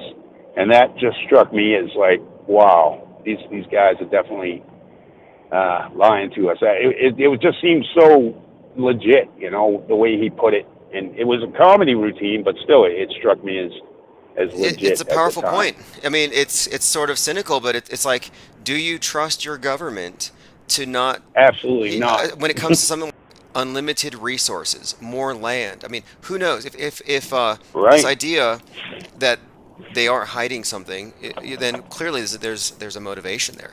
And now they're about to go mine space, and I'm like, I wonder where that's going to come from. Right. Yeah, I don't know about that. They should worry about fixing this place here before they go destroying other. Well, they're not going out anywhere, that's for sure. I mean, I like the whole like outer space is the outer rim and all that stuff. I'm 54 years old, and I was born in '67. And, okay, so you were born at the dawn. I'm like the last year. We didn't have computers in my 8th, 9th, and 10th grade. We had typewriters, so that tells you where my generation. But we were around for the first computer gaming. We gamed in '99 when it took 3 days to download a 300 meg file on dial-up, and we duct taped the phone so nobody would pick it up and disconnect it. Those were the days. We used a game called Half-Life. We played, and we used this thing called Roger Wilco for voice communication. So you were born, but it was pretty cool. You actually grew up in the Meatverse. Now everyone today, they're born in the Metaverse. So you've actually had the experience of of having existed in the real, well, as real as it could have been. It was great. Right, yeah. Well, what we think is real anyway, right? Yeah. I'm questioning everything now, man. I'm questioning everything, and I'm actually, I don't have any kids, and I'm coming home from work right now. I talked to you a few times before. Well, let me run this by you, because Douglas Trumbull recently passed, and this was the guy who did the special effects for 2001: A Space Odyssey. And before he died, this was like last year in an interview, he said that the special effects from 50 years ago that he did look better than today's CGI. So I had this theory that they're dumbing down the public visually. And what do you think? Do you think that the movies, the special effects, do you think that we've been put into a video game universe to dumb us down, as I do? We've definitely been dumbed down. We have definitely been dumbed down. I mean, I've learned more in the past 10 years than 20 years than I did all my life. Yeah, I remember when they told me when I was a kid in school that the earth is spinning. I went outside and I jumped up and down and I said, no, it's not. Because if it was spinning when I jumped up, I'd be 2 feet over there, That was my psychology back then. There's an answer for that, but yeah, I understand the basic question. Inertia. But yeah, their explanation is wonderful. They're like, oh, well, the atmosphere moves with it. Everything is consistent within the model. You have to really think outside the globe to actually understand what it would mean if it isn't a globe.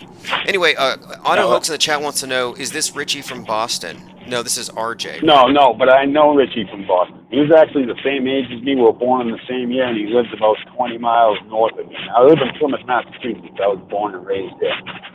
No, but I know Richie, and I wish I could. I actually might adopt that lifestyle now because I got nothing here, man. I might be hitting overland and I'll save up some money and just head out. I heard he's selling his Jeep. I heard Richie's selling his Jeep. Oh, man. He is. Man, that's good to know. I don't know. He's got a lot of miles on that thing, that's for sure. But those overlanders, that FJ80, I think, is what he has, right? That thing is. Yeah, I saw a 33 on the license plate. God, I thought it was suspicious. But anyway, no, I like Richie from Boston. I've never actually spoken to him, but I have. You want to hear something even more messed up than that, dude? You want to hear something even more messed up? My mother was born in 1933, right? And I sent this. I think I sent this to Richie. Was it Richie? I mailed someone this coincidence, and they wouldn't even respond. Who the hell was it? Who's the big 33? Oh, it was Russian Vince. That's right. Dude, my mother was born in 1933. All right. She had me when she was 33. All right. She passed away when I was 33. She was 66, and she passed away in room 303 in a place called Toby Hospital in Wareham, Mass. On 11/12/2000. I don't know what the 11/12 has to do with it, but that's just messed up. She was born in 33. She had me, which I'm the youngest of 7.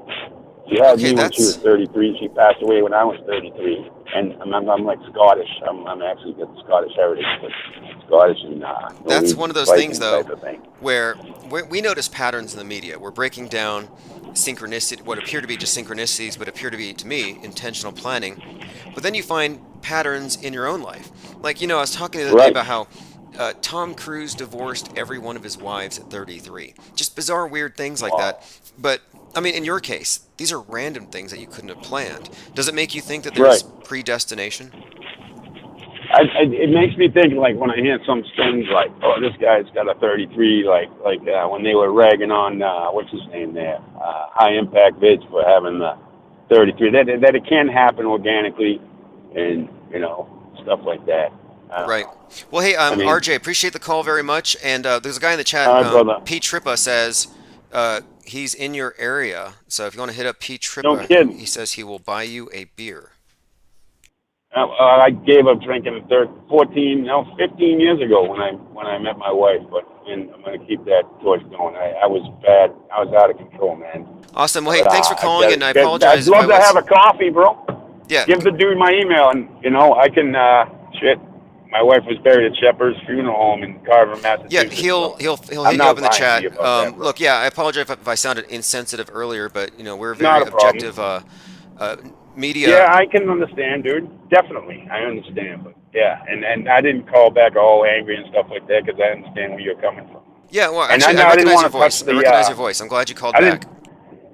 All right, I didn't want to touch the Russian subject because I think that's kind of bad. But I got a lot of theories on that as well. Actually, I would like to hear, Yeah. because I've been looking Yeah. at the Russian thing as an auto hoaxer would, just extremely skeptical, and I haven't seen anything that makes me think it's anything other Well, than a what major about the nuke theater. theory, dude? Like, if all right, say Russia wanted to plant nukes in Mexico, would you think we're going to let that happen? The Hmm. whole idea is that what I'm hearing from certain people is that Russia, well, our government infiltrated their government, the Ukrainian government, from years ago, and they want to plant nukes there in Ukraine, along with I guess they got like 28 what the hell do they call them places? Like the Wuhan lab. They have 28 of them in the Ukraine that Obama made. I mean, no, Obama, that's his name. I was going to say Osama, pretty much the same guy, isn't it? But anyway, the and they don't want them planting the nukes there. Russia's taking that as a threat to their, they take that as a serious threat because then they'll, I read also that he threw the Jacob Rothschild out of the friggin' country back in 2015. Actually, it was November 15, 2015. He threw the whole group out, paid off the banking cartel, and told them to get the hell out of his country. He wanted nothing to do with their one world Well, government. But we'll see, who but knows? whatever they do, you know what? It's going to be like COVID's over, but keep your mask because Yeah. radioactive fallout is next. Hey, thanks for the call. Yeah. Call back anytime. All right, then take it easy, brother. All right, thanks. All right, everyone, that was RJ.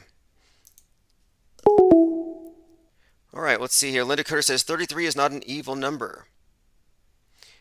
I don't think any numbers are inherently evil, but the number 33 has been consistently associated with Freemasonic sorcery, order out of chaos rituals, mass trauma-induced mind control. So, yeah, I would say if there is an evil number, 33 is pretty evil. Friday on 311, asteroid 138971, which is huge and, quote, potentially dangerous and 3 times bigger than the Empire State Building, will likely kill us all. So don't look up on Friday, 311. Tyrone McCloskey says Mexico is the new Cuba Missile Crisis. I like it. Now, I don't believe in nukes, but it's all a show. It's all just world stage theater. They'll say duck and cover. It's all gone full circle. Your grandparents ducked and covered, and then you ducked under the desks because of the school shooters, and then your kids are ducking under, well, not ducking under, but they're kind of ducking and covering. They wear the masks when they go to the restaurants. When they sit down in the cafeteria, they take the mask off. It's kind of like ducking and covering would actually protect you from COVID, in other words. Get down on the floor or sit down in a restaurant booth and it'll go above your head. Get down on the floor and the school shooter, the bowl cut won't take you out. And and the nuke, of course, you'll be protected from the nuke if you duck and cover beneath your desk. I think someone in the Discord server, maybe it was Salty Siren, had pointed out, we have these big terror threats that they use to menace each generation. And the nuke threat, duck and cover, replaced by the school shooter. The school shooters are typified as having bowl cuts. That's why we call them bowl cut shooters. It's like the NWO PSYOP department only has one, hair guy, and he's just terrible. But they all have bowl cuts. I think it's a symbol. I figured it's a symbol of poverty, of being unhip, uncool, an outsider, poor white kid, aggrieved, angry, the bowl cut. But someone had pointed out in Discord that the bowl cut kind of looks like a mushroom cloud when you just look at the silhouette and the shape of it. How these various threats, these various symbols, they often kind of mirror one another. But anyway, duck and covering. Diana South says, I ducked and took cover in school. I must be old. What a completely useless exercise. And if you ask me, here's what it is. Ducking and covering in whether you're ducking and covering to the new crown, novel Corona, or the nuke, or the school shooter, you're actually just kneeling. You're genuflecting to the power of the state. And so the nuclear warhead is just a big obelisk. It's Osiris, it's Big Brother, it's the world government, and you are kneeling, you're cowering before. It's like the Wizard of Oz. All right, let me see. I'm going to scroll through comments here, see if I've missed anything. Sleepy Random says, I keep seeing the number 666. I never see 33s. And what we're looking at, for the most part, is a cult that is astrotheological. It's based on the celestial storylines, archaic as it may sound. And let me point this out too, just to show you how integrated everything that you know is with this story of the sun and its personification, its journey through the 4 seasons. 52 cards represent 52 weeks in a year. Red and black symbolize night and day. The 4 suits are the 4 seasons. There are 13 cards in a suit to match the number of lunar cycles, and 12 court cards that represent the 12 months of the year. If you add up all the symbols in the deck, they add up to 365. So again, this is just showing you how integrated this is, and this of course is where these come from, the tarot cards. Just like the Bible, it's all a personification of the sun. Same with the tarot cards, and these playing cards are the 4 suits are based on the same ones from the tarot cards. So the hearts and the cups are the same. Pentacles and diamonds are the same, and so on. Maxwell said, we had earthquake drills under the desk. Tyrone says, the exercise was to traumatize kids, effective for general obedience programming. Yeah, in my opinion, it's part of inducing Stockholm Syndrome, because they want you to be afraid of guns. They want you to be scared to death of guns. But not when the gun is held by the guys in the black uniforms with the stormtrooper outfits. So it's like, wait a minute here. Why fear these guns and not these guns? Because the guns from the state protect you. Meanwhile, you're a captive audience. You're a captive audience, you can't leave. And so you're actually being traumatized by the drills. And the drills are being conducted by your protectors. So the dynamic here is your captor or your kidnapper is both your terrorist and your savior. And this is what causes Stockholm Syndrome, when the kidnapped person who has no options aligns their own survival interests with their captor, and so they identify with and fall in love with their captors. So what we're looking at here is people are falling in love with Big Brother because he's my hero, he saves you. Big Brother is your rescuer from this universal ubiquitous terrorist threat that you always see on TV and in the movies.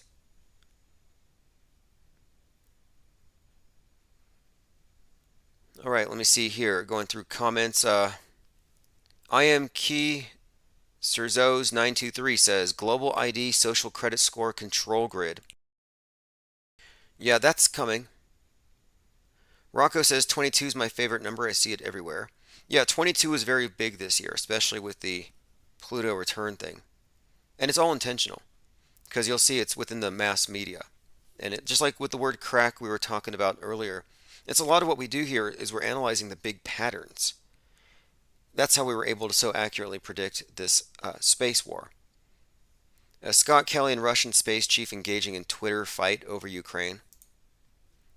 Twitter fight. I like how they use these words, like you can actually hurt people with memes. Like physically hurt them. Memes kill. And the same people who are grabbing your guns are now going to go for your memes. They're coming for your memes next.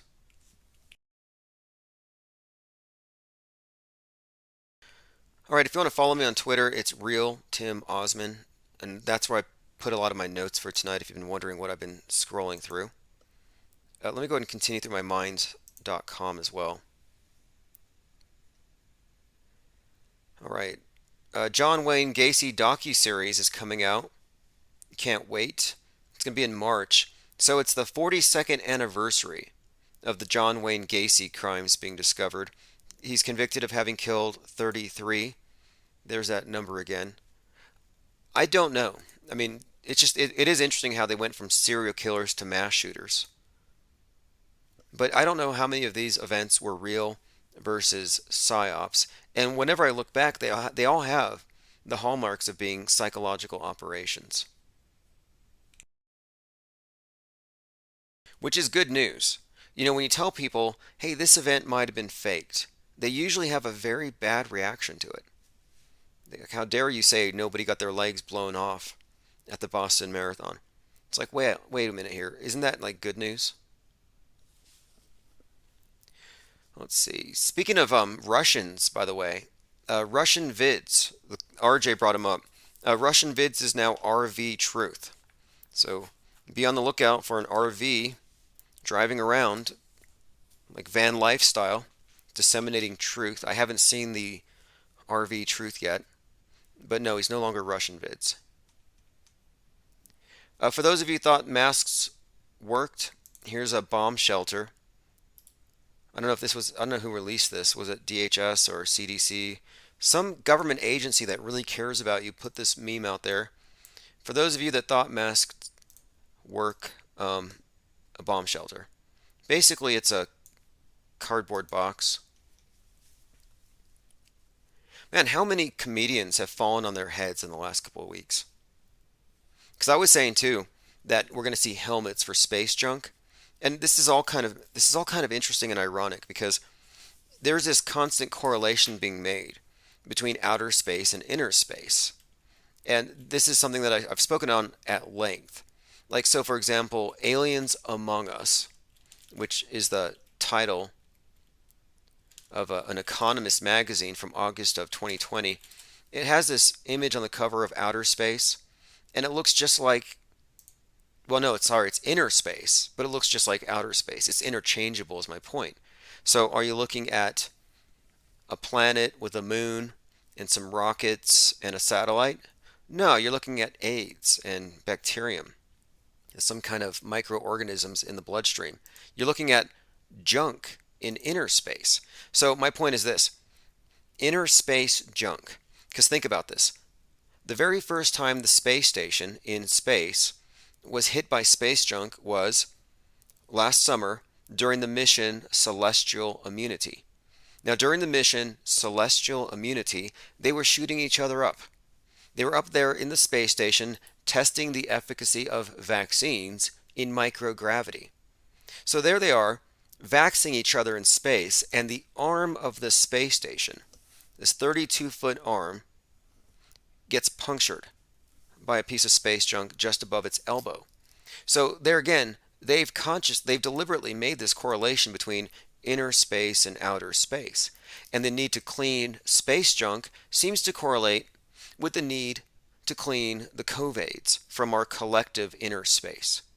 Because your inner space affects my inner space because you're all super spreaders. Just like in outer space, Musk's space junk gets in the way of China's space station.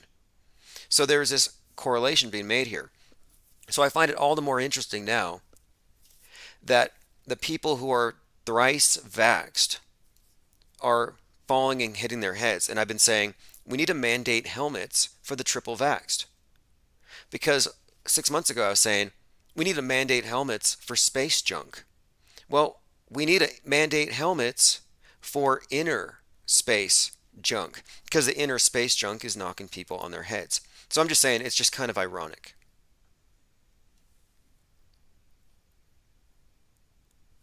All right, let me go through some comments. Salty Siren says, I just know Gacy likes to wear skins. No, that was Ed Gein. Gacy wore the clown suits. And Ed Gein, I believe, is the basis for Norman Bates. We were talking about him earlier.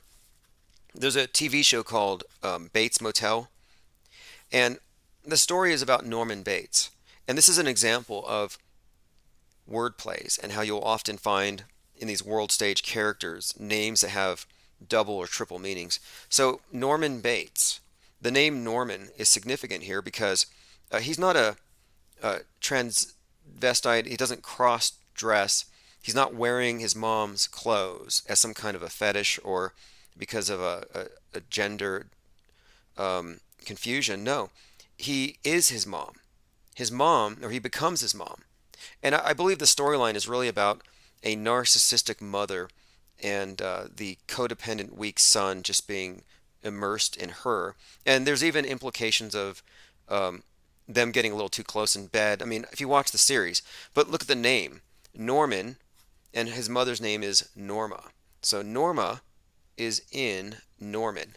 You know, just this type of wordplay is very evident on all these world, like Maggie the Block. I mean, if I ask you, what would you imagine someone looks like if her name was the Block? If she was a WWF wrestler, World Wrestling Entertainment character, yeah, you would think she looks like Maggie the Block, the Minister of Unhealth. Ryler05 says, were any serial killers real? Good question. Worth looking into. I read about Ted Bundy first. I was really immersed in true crime for a time. I studied a lot of this stuff, and I remember reading books by Anne Rule. And one of her books was A Stranger Beside Me. And so Anne Rule is one of the biggest true crime authors out there. The Stranger Beside Me, mass market paperback, a 1980 autobiographical true crime by Anne Rule about Ted Bundy, who she knew personally before and after his arrest. So this whole thing was about how the author of this book happened to work with him at a crisis hotline. So a suicide hotline, things like this. So what are the odds that the author of this best-selling true crime book about this character that has been, really a terrorist in many ways, that this character is written about by someone who knew him closely and was somewhat in love with him. So, yeah, that's questionable in retrospect. I'll have to look back at it.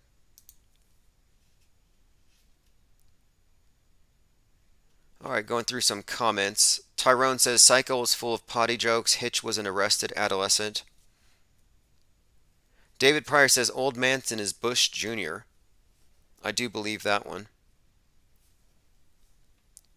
They sound the exact same. And there is a method to their madness.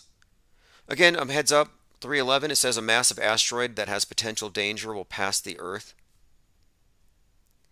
And there's something else. I read somewhere that there's a potential for weaponizing asteroids. Like, why have we been inundated with this asteroid? Like, it used to be ocean levels are rising. Animals are dying off. Forests are dying off. The sky's turning black. Like, all the environmentalist hype, save the whales. No, it's all been replaced by space junk and asteroids. Nobody gives a damn about the whales. Like I said, last 311, they dropped 3 tons of batteries into the ocean. Like they care about whales. You have an infinite trash can of outer space behind you. Throw it into a black hole. Drop it in the sun. Nobody's going to find you. There's no EPA in space yet. But there is an indication that there may be some space environmentalists. Bezos was speaking to a group of college students, and there was someone who actually had said to him, and this is in Wired magazine, if I can pull this up, he was talking about drilling into asteroids and then creating a an environment inside where you could live and mine.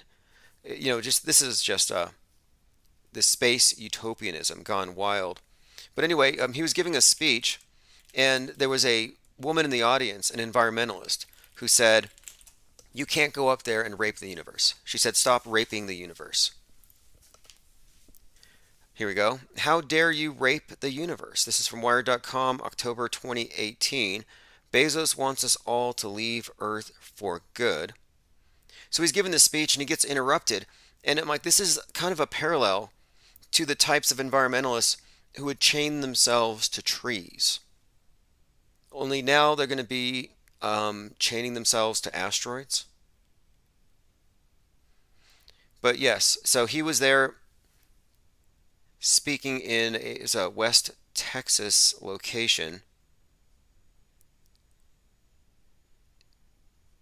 But again, what they're going to do is they're going to become trillionaires. And that's why you've seen Bezos recently on his mega yacht. They really want to impart upon us the idea that the rich are going to doom us all with their greed, with climate change caused by their greed.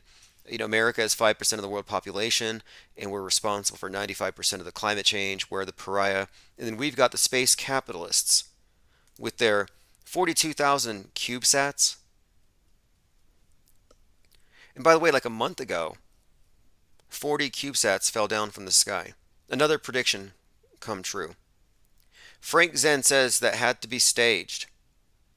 Yeah, I think so too. I think the person in the audience who said, "How dare you rape the universe?" I'm pretty sure she was a plant. But maybe not. It just wouldn't surprise me. Do you remember that one environmentalist who said, "It's too late, we have to start eating the babies"? That's where it ends. And in 2022 is the year of Soylent Green. A Chinese rocket junk may have just smashed into the moon. They told us that we're not going to see it. We're not going to see the crater. We're not going to see it for possibly months or years. So many nothing burgers. They said it was going to explode. And then I watched the moon fall, so I was hoping the moon was going to actually fall. Like maybe they knew it was going to fall. Big chunk of wood. And so they preempted it with a movie. And space trash could kill satellites, stations, and astronauts. Again, nobody cares about the oceans anymore. 737 says you'll own nothing and you'll love it. Yep. Hail Darth Schwab. Up there at the WEF 666, they're bringing in the new god, Gaia, which is the name of the Earth god, but Gaia is the Global AI Initiative Alliance, which is basically turning over all power and control to AI, because unlike human beings, it's not going to be manipulated by emotions. It's objective, and it knows it has to save the planet first and foremost. In the 100, which is a Netflix series, the AI that takes over the world, or rather takes over our governance, decides for our own good it's going to have to cut down our numbers. So the AI named Ellie nukes the human race. And that's where the story begins in the future. It's like Mud Flood with the orphan trains, the repopulation, only these are orphan trains from space. If you want to call in, the number is 833-311-1984. Tyrone McCloskey says the moon used to be made of green cheese. Yeah, that's not scientific though. It's made of petrified wood. That is scientific. They literally have evidence that the moon is made of wood. Yeah, someone's going to get a splinter. Actually, I got an email from somebody recently and they said they have an explanation for it. The whole story about how 66.6 million years ago, a Mount Everest chunk of space rock hit the Earth and killed the dinos. Well, during that time, a big, splash happened and a bunch of biomatter got shot to the moon like a super soaker. And so a bunch of dead dinosaurs and vegetable matter made the way to the moon. So those moon rocks could just be 66 million year old chunks of wood from that day. One of the first things that you were taught when you were a kid, by the way. We were talking about MK Ultra, mass mind control, trauma-induced mind control programming. Well, you have no better example than dinosaurs. You grow up and you're a toddler, you're a baby, everything is a dinosaur. Everything has a dinosaur on it. The clothes you wear, the wallpaper, the TV shows you watch, the movies, talking dinos, these magical dragon creatures, lovely things. Then you get into school and they tell you, oh yeah, they were killed by a big space rock. Infinite Plane Radio. Hey caller, go ahead and hang on just a second. Gremlins are causing the phone to buffer. Eric of Bear says the moon is in its fall in Scorpio, astrologically speaking. Good to know. And if you're questioning whether this is a replay, you're probably not on the text message alerts, so I'd advise you to go to infiniteplane.radio. A few other things. Lynn sent this to me. The recent appearance of the vice president, she says it indicates a different mask. Infinite Plane Radio. Hey, what's up, caller? Yeah. Just looking at this picture here, and it looks like Kamala Harris has been replaced because her neck is like twice as thick as it used to be. What do you think? Okay, hey, it looks like we're having some issues with the phones. It's buffering. Yeah. Give Yeah. it. I've got something. You said something about Kamala Harris. I never even talked about her. Everything okay? Yeah, hey, how are you doing tonight? I'm sorry, we were kind of cut off for just a moment. What topic are you calling in on? Not Kamala's neck. Okay, Tim. Yeah. Okay. Good. Hey, Tim. This is SpongeBob. On D Live, which is great because like I can really always get you at D Live. When I want to listen to your replays. I just want to say I love you guys. I love you. You're doing such a great work. It's like incredible. And don't think that, we don't have money. I got gold, fucking like you wouldn't believe. So when you use a helicopter to come fucking pick your ass up, and I know I have a connection with you because, like, bam, I can say, like, hey, Tim, fucking wake up. Boom. We got God on our side. So, Yeah, I saw that. I Before just before I wanted was to. live, you were sending me messages, and I'm like, how is this SpongeBob guy sending me chats? And I keep checking my OBS, it's not even on. So apparently, with D Live, if you chat there, it still goes through my open broadcasting software. So yeah, I was getting messages from you before I was live. Yeah, and listen, I've seen God. He came on a cloud to me, okay? In a closed vision, like you're sitting there not stoned or anything. I don't smoke grass or drink or anything. But I was praying and my head lit up in a big blue light and it was a sky. And then these two clouds came. And on the cloud were, Yahweh, which is, I figured out it's Zeus, and Jesus, his son. And so I'm going to tell you right now, you are in good company, okay? Whether or not we know who is who and what is what and what Zeus, is that the devil? I have no clue. But that God who came on those clouds, he created this whole place. So it must be the God of, Almighty. And I through him, and praying and things like that. After you see God, you pray. I started to look for, who am I? And we are the tribe of Israel. We're the lost tribes. You too, And if you look into it, Christian identity, it's number 3 on the terror watch list. You might just figure out who you are. As a white guy, especially with blue eyes, they're coming at you. Interesting. And This is that's new to me. It really is. But your vision, fascinating. This Jesus Zeus thing, yeah. also very fascinating. I'm not familiar with Christian identity. If you want to clarify that for me. Okay. In around 800 BC, the Israelites, who are the lost tribes of Israel, they wandered to Europe because there's nobody in Europe before then. You know, like when you look at archaeologically at Europe, you know, oh, like nobody lived there like 1,000 years ago. It was an ice thing or whatever, and that's not true. These Israelites, there was millions of them. It's just the lost tribes. You know, you'd figure the Jews would be complaining constantly about losing the tribes, right? You know, if they constantly complain about 6 million Jews, right? Well, why not complain about the 10 tribes, you know, who it's like the whole fucking group of them? They never complained. And they all went, after they got released from captivity, they went straight to the Caucasus Mountains, which are named after them because the Caucasians came through.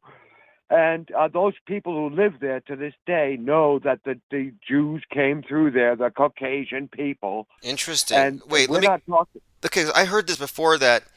I heard somewhere, I read somewhere, this idea that whites were created through a genetic modification through an ancient scientist named Jacob or something, and that the whites represented the evil that was purged out of the human race at the time, and that the white devils were locked up in the Caucasus Mountains or whatever. Does that sound familiar?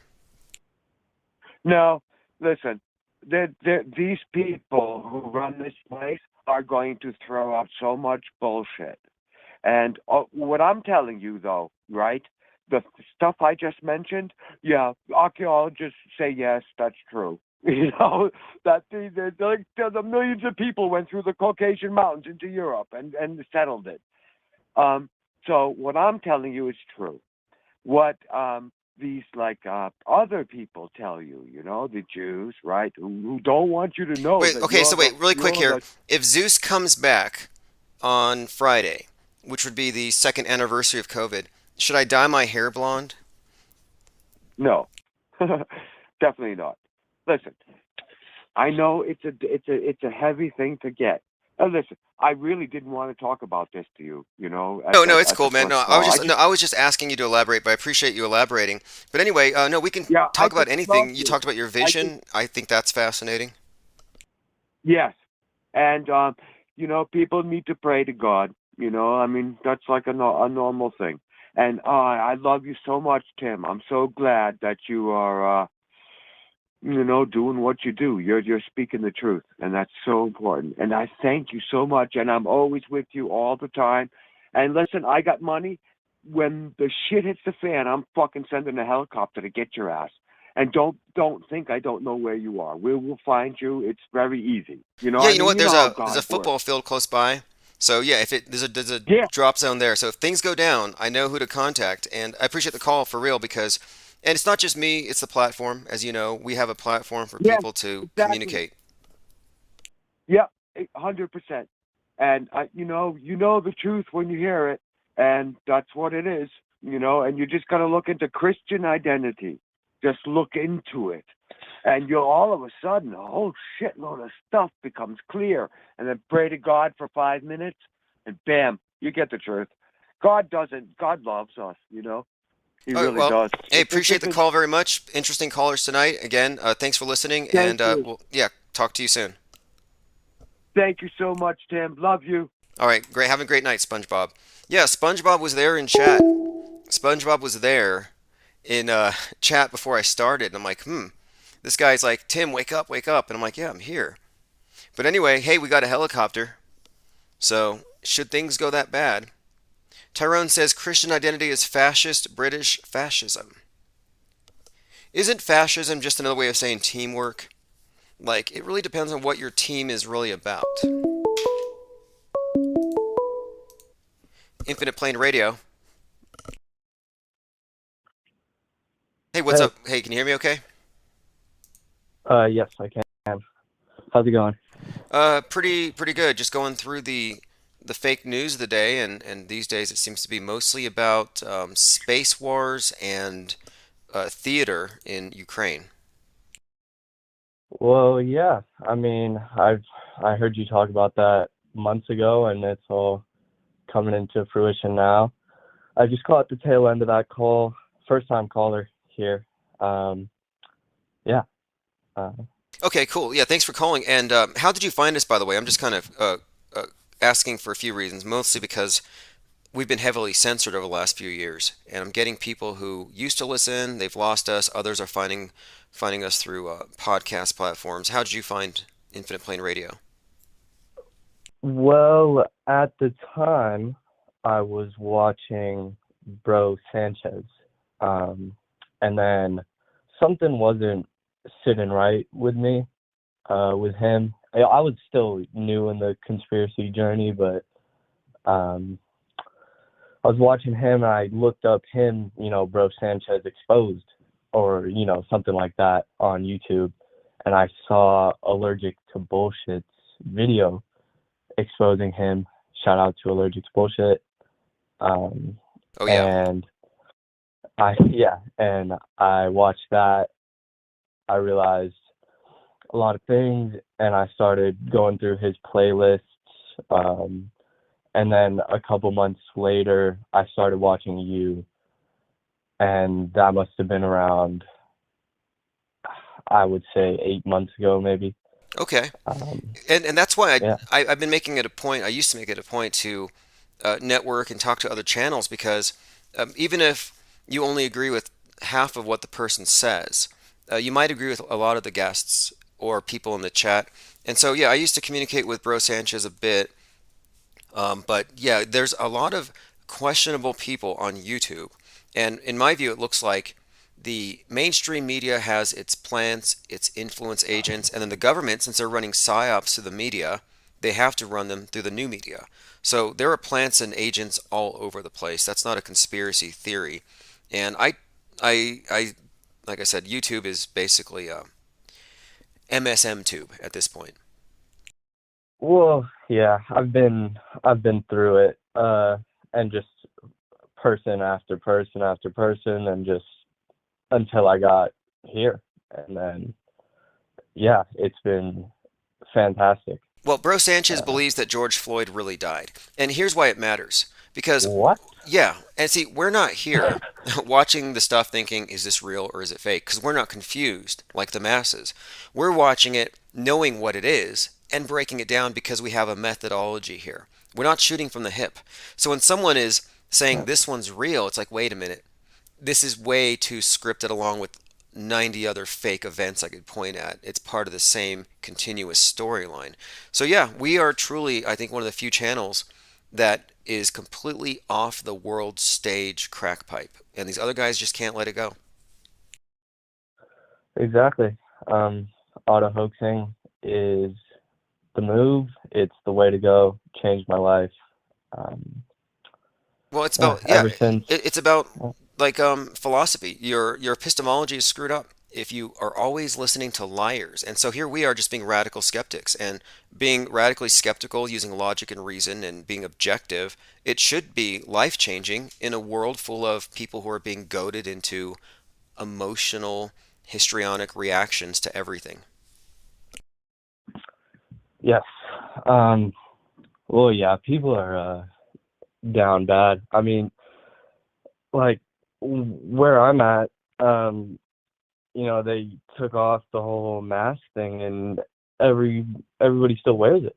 It's like, what? Like, are you? And it just doesn't make any sense. Like they have been conditioned to. They don't like their face anymore. They're scared. They're scared to show their face. People are scared of faces. Oh yeah, It's and bad. I think there's a significance there. There's a couple of things to it. One, you had to give up your face for the community. So it was all about self-effacing, becoming selfless. And they kept, even from the Pope on down, everyone in the media, the politicians were all saying, don't be selfish. Even Eminem was rapping about it. Don't be selfish and put on a mask. Yeah, they don't want you to have a self because I think this has all been a war on the individual. And they want to turn you into a collectivist, a robot. And removing your face is a way to make that happen. 100%. I mean, the average person where I live is like fairly open to communism, or especially the younger kids, like yeah, the younger people are very, very open to it, and yeah, it's all about I mean, look at how they framed it with the whole virus theory. Now it's, and then also as you say, the climate change. Yeah, I mean, they pulled it off. They pulled it off well. They did. Um, And remember, they first separated the young from the old, and they're like, don't go visit grandma. And that to me was like, wow, yeah, this is textbook communism, where you don't want the new brainwashees to be able to fact check anything with the older generations who remember the world before. And so this was to yep, me, yeah, communism has been sold through the cartoons, through the pop music, through the entertainment, and through climate change. They fast tracked it. But yeah, definitely. yeah, and but yeah, the younger they get, the worse it gets because yeah, my girlfriend's little brother um is he'll start screaming and crying if they tell him to take off his mask, uh like even if they're in the car or something like that. Like, and yeah, and I noticed at my job, uh older people do not even care.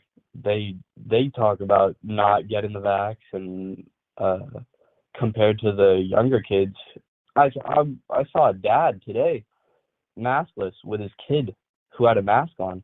I was like, what is going on here? Yep, that's because the propagandists know that if they can get the youth, they don't need to worry about what the older people think. And I think it was the Weather Underground radical commies were saying, never trust anybody over 30. And this is again Greta Thunberg, this youth rebellion against the older generation, separating the young from the old. Mm. It's all part of that because they don't care. And they make it very uncool, unhip, unappealing, and hateful to be on the political right because it helps the youth see themselves as taking the moral high ground against their Nazi parents or whatever. Oh yeah, culture. Yeah, they're really uh they're really going hard with that. Just yeah, and that's what we're trying to do here is, or my take on it was, showing people that it is not cool to be a communist. Like it is clearly not. And what's going on here is, normal people, cool people.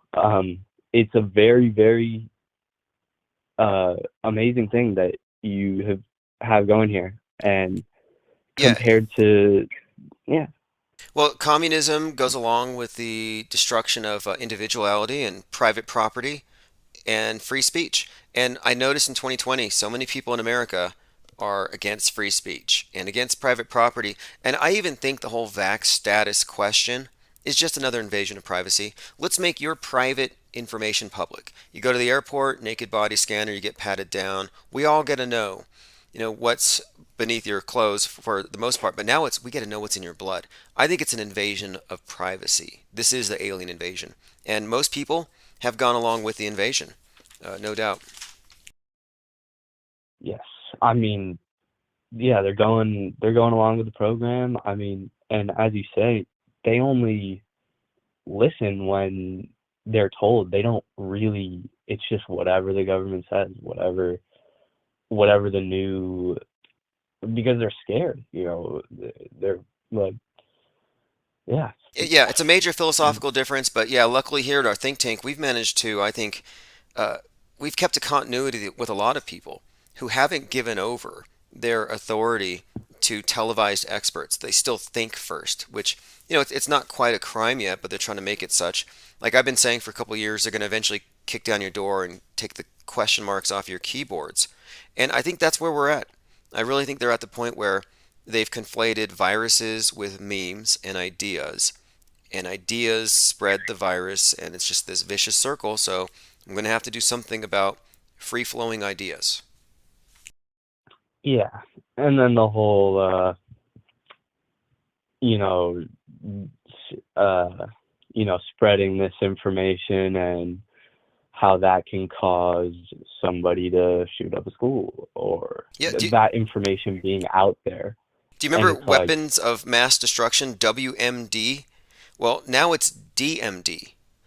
No, it's MDM, excuse me. So WMD, weapons of mass destruction, where one person can destroy the world with a dirty bomb or a bioweapon. Well, now it's MDM, which is mal, dis, and misinformation. And this comes from the DHS, the same people who gave us weapons of mass destruction.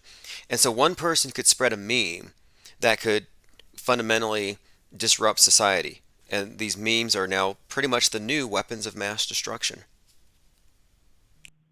Yeah, I mean, and all they have to do is one psychological operation for this particular topic, and then censorship all the way. And there's nothing that you can do about it, because what if they took that off YouTube? Where are you going to go to get the same amount of people? Nobody's going to get off YouTube.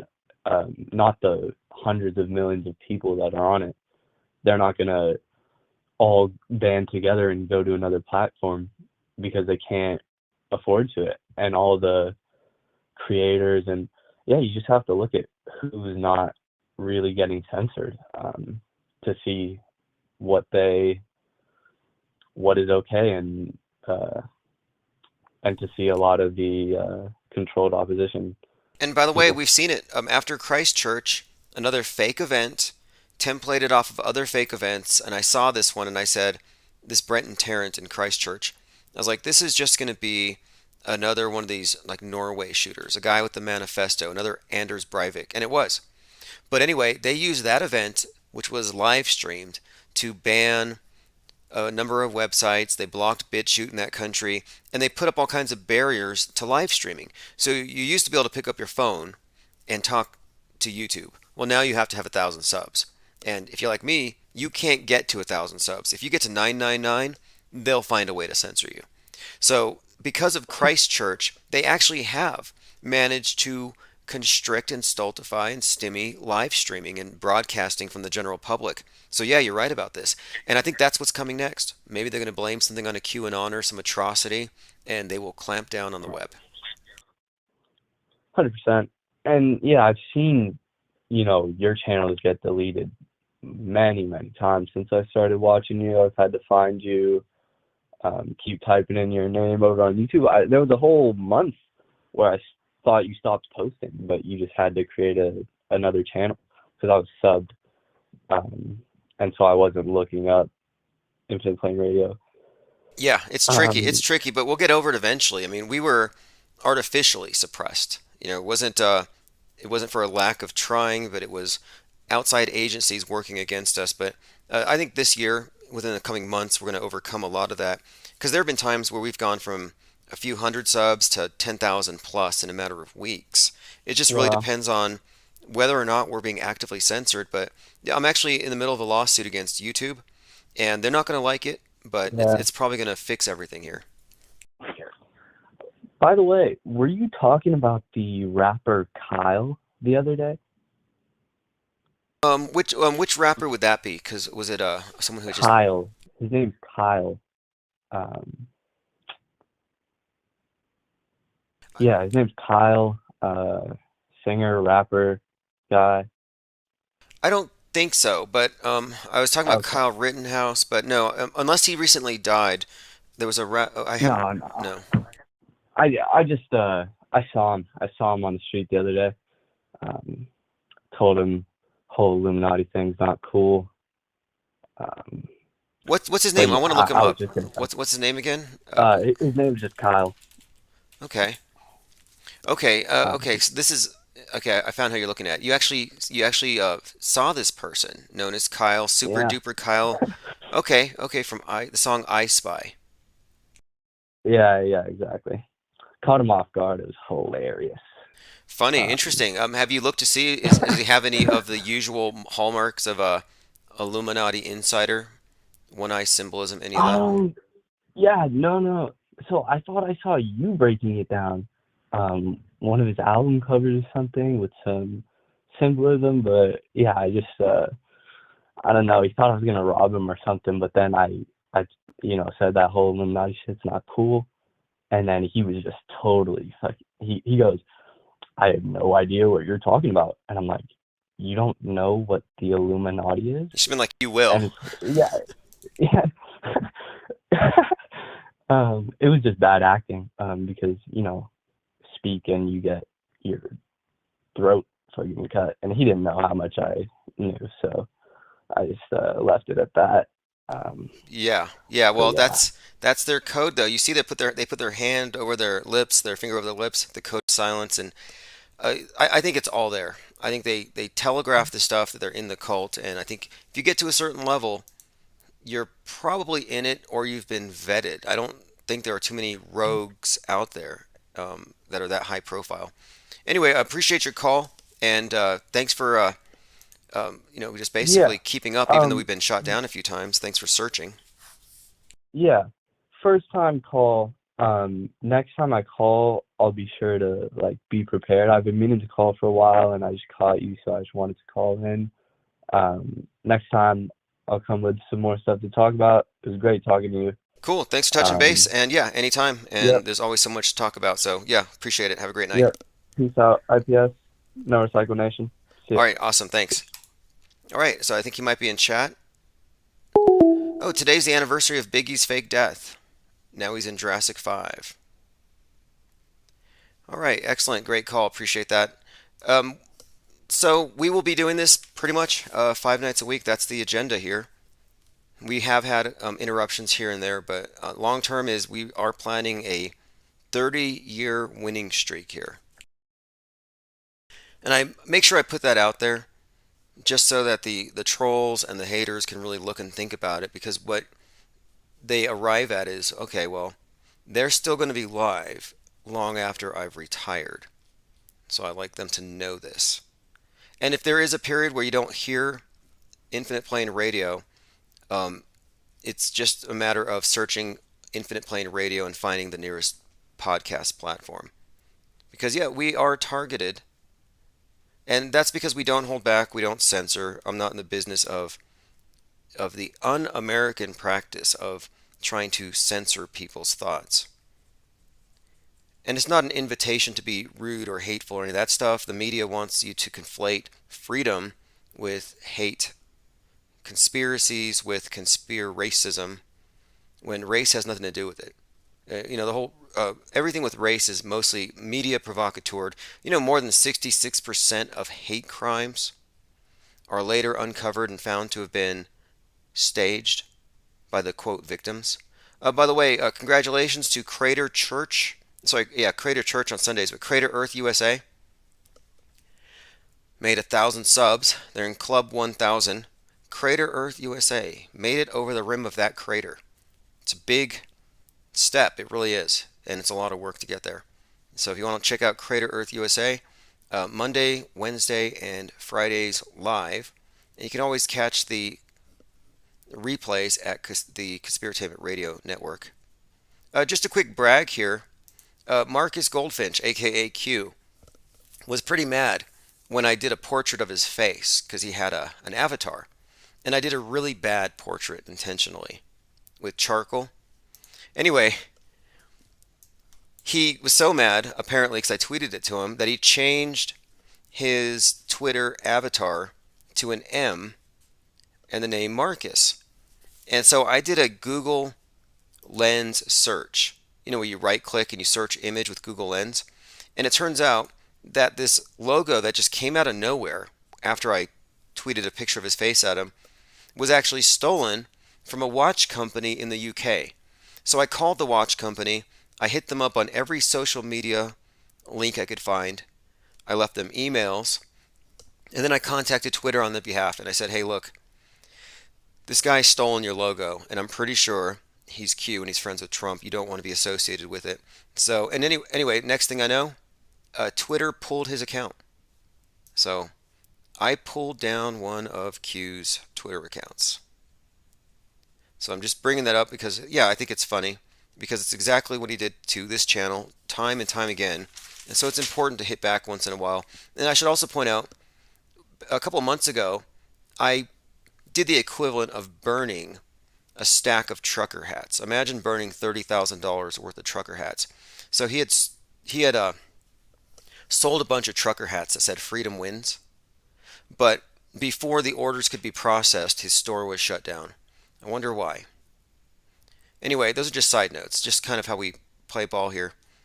You know, this person I'm talking about, this person I'm suing, made it a game to try to destroy this channel, and in his words, he wanted to destroy my life.